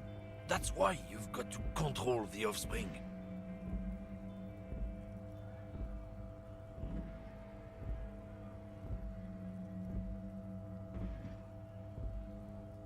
Good. If we, the evening people, pull together... We need this we guy can to find ride a out good the work lorry against these drivers. troubled times. Root out the forces that seek to undermine the well-being of our people. Lieutenant Kitsuragi's stern expression remains unchanged, but you sense he can't... Oh no, not too happy. Drugs? They're shit, man. I don't let anything pollute my body. You know where that shit comes from? Sarah Miriza, Safre, Ilmara. They take the money from our local junkies here and then use it to outcompete us in the manufacturing sector. They know they can't beat us in a fair fight, so they have to get us to weaken ourselves somehow. So he hates It's drugs, so racial he'll rat the sabotage, fucking drug racial guy out. economic sabotage.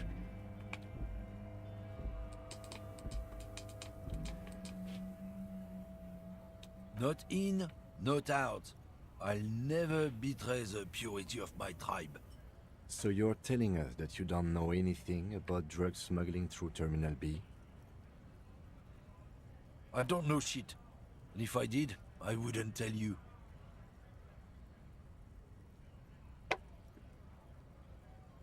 What do you think? I can't leave the lorry unguarded. Stuff's been getting looted lately. It's those little kips sneaking around at night. If they touch my stuff, the bosses will be on my ass like ass cancer. Yeah, I knew that guy. He was an honest driver who loved this country. We were having a good debate about genetics at the Wheeling in Rags when some kip boys smashed his luck and took damn near everything. Lost his fucking job over it. Since he left, I haven't had anyone to talk to.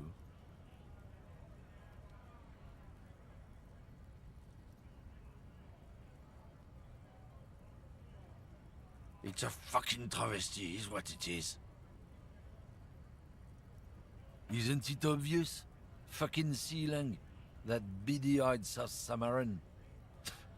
His little side business is a scam. I wouldn't be surprised if he was peddling drugs as well. He's a Samaran guy who likes to pretend he's some kind of businessman. Really, he's just selling his employer stuff. Stuff he stole after he broke the seals on his Humanox lorry. Just follow the smell. It smells like apricot and oil when you're nearby. Yes, yes. Where? Looks like I offended your partner there. Too bad. Sealang's usually a little bit south of here, near the canal. You can't miss him. Just watch yourselves. His tribe are natural liars. It's in their blood. He's your man, all right? 100%. I wouldn't be so sure about it. Not until we've heard what Seal... Guess so.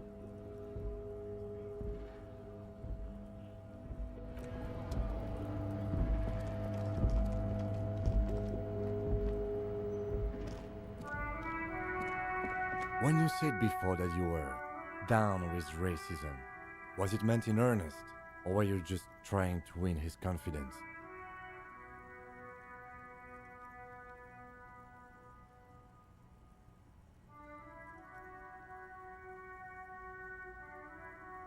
It's a I suppose lie. that's a relief. Just be careful how often you avail yourself of this technique. A lie may be useful in the short term, but I have a way of catching up with you later. And one more thing. As you've seen, these sorts of attitudes are quite common in Martinez, so I expect this to happen again and again.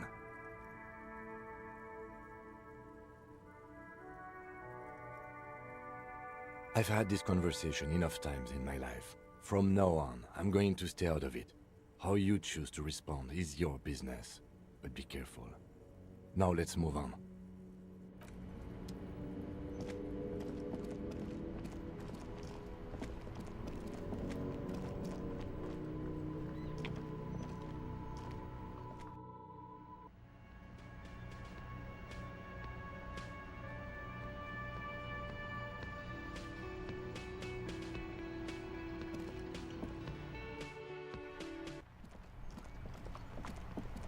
Off of here by the canal.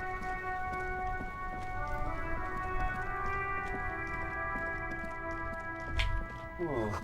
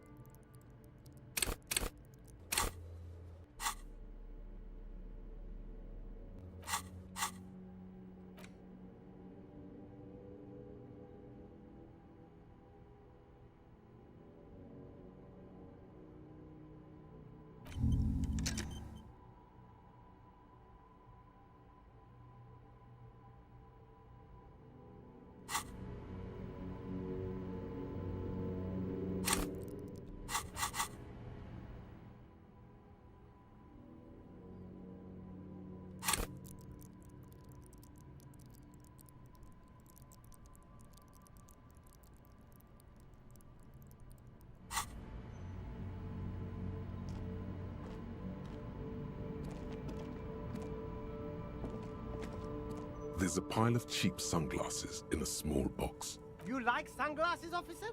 I've got the latest styles right here. Abort. These are hideous. What's more, they don't even fit your face. You can feel them pinching. Damn, officer! You look like a mega secret spy.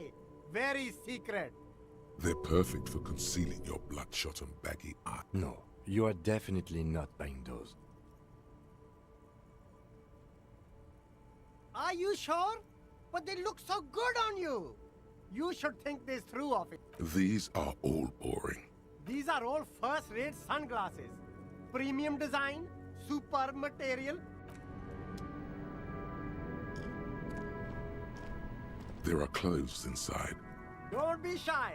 These are You find your hands deep in tattered and faded garments made from weird polyester blends that make your body itch and sweat in economical, but also trendy. Look first-hand, buy second-hand. Keep the...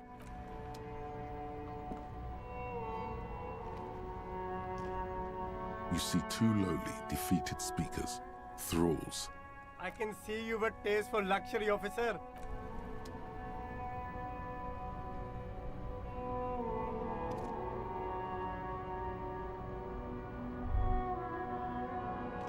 You see a Samaran street vendor surrounded by a motley assemblage of goods.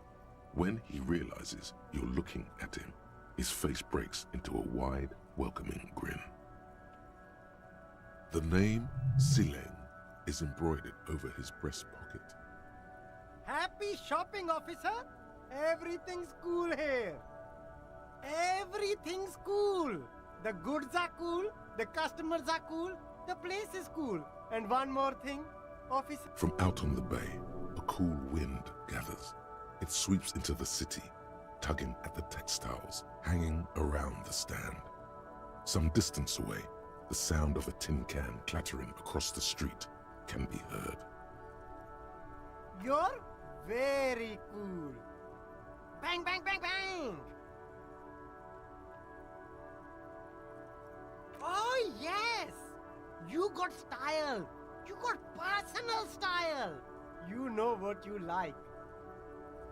You like premium menswear. Look around and browse. Everything looks cool on a guy like you. Take your time. Don't be distracted by the flattery and funny man act. Questions. Me? It's a boring story, officer. Who cares about the past? I'm all business now. Very sharp, officer. I'm Serais, from the Sigai province of the Serais Empire. The apricot suzerainty is what the Sigai archipelago is commonly known as in Revachol. It's a bit of a fraught term, I'm sure you understand. No, apricots come from Sigai. My grandma used to grow them. But Sigai is a shithole. That's why I came to Revachol. Here's much better for an independent entrepreneur. Less laws. Speaking of, why not support an independent local entrepreneur? Drugs? I don't go in for that, officer.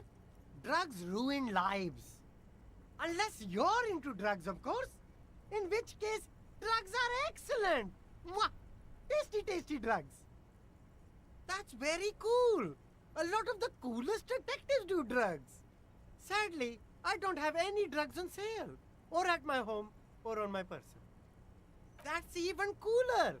You investigating that and all. But I am not a lorry driver. I'm just a street vendor. I don't know anything about that.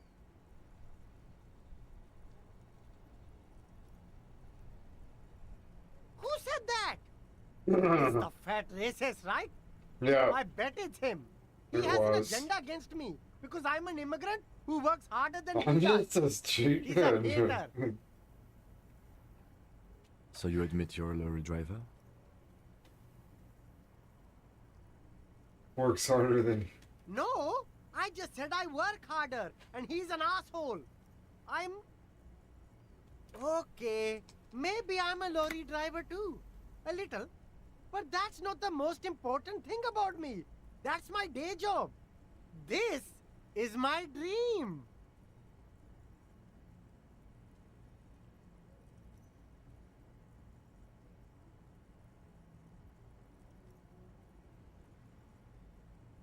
Nothing. I told you. I'm not a dumb guy. I don't get involved with that And what crowd is that? crowd. You know, the drug crowd.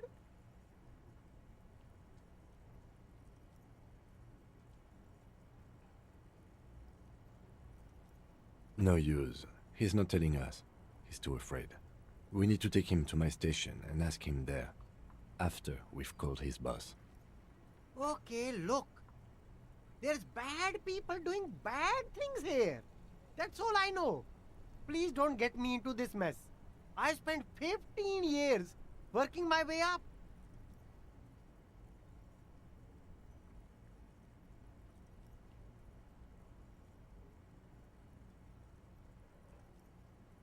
It's a she, okay?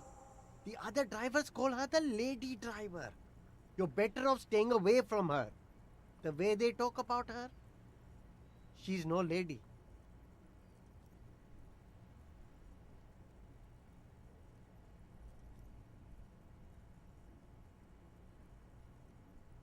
I don't know. Maybe. If she is, I haven't gone near her. I don't get involved. I told you. It could be. She was strange. All of them. I don't know. I told you all I know. Are we cool now? Who exactly is talking about this lady driver of yours?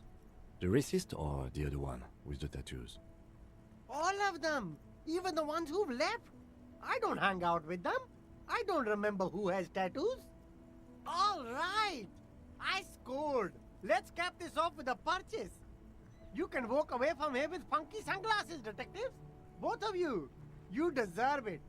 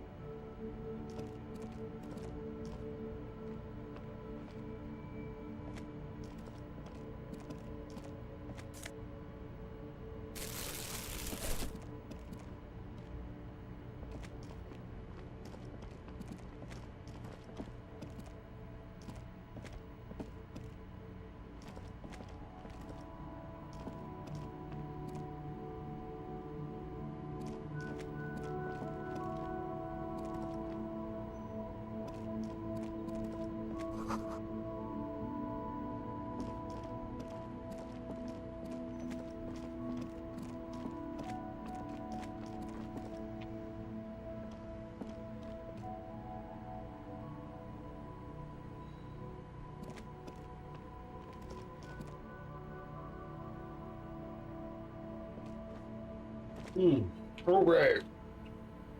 I'm gonna wrap it up.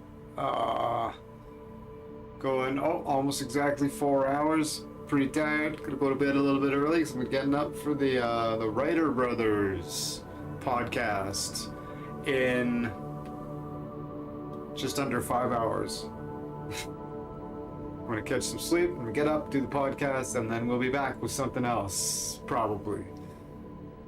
Yeah, we'll start with something else. We'll probably shift to this later, because this game's rad. I'm really excited about this game. Alright, thanks for hanging out. Yeah, toys are good, and thanks AJ, thanks for hanging out. This game's rad. But yeah, we'll play something different.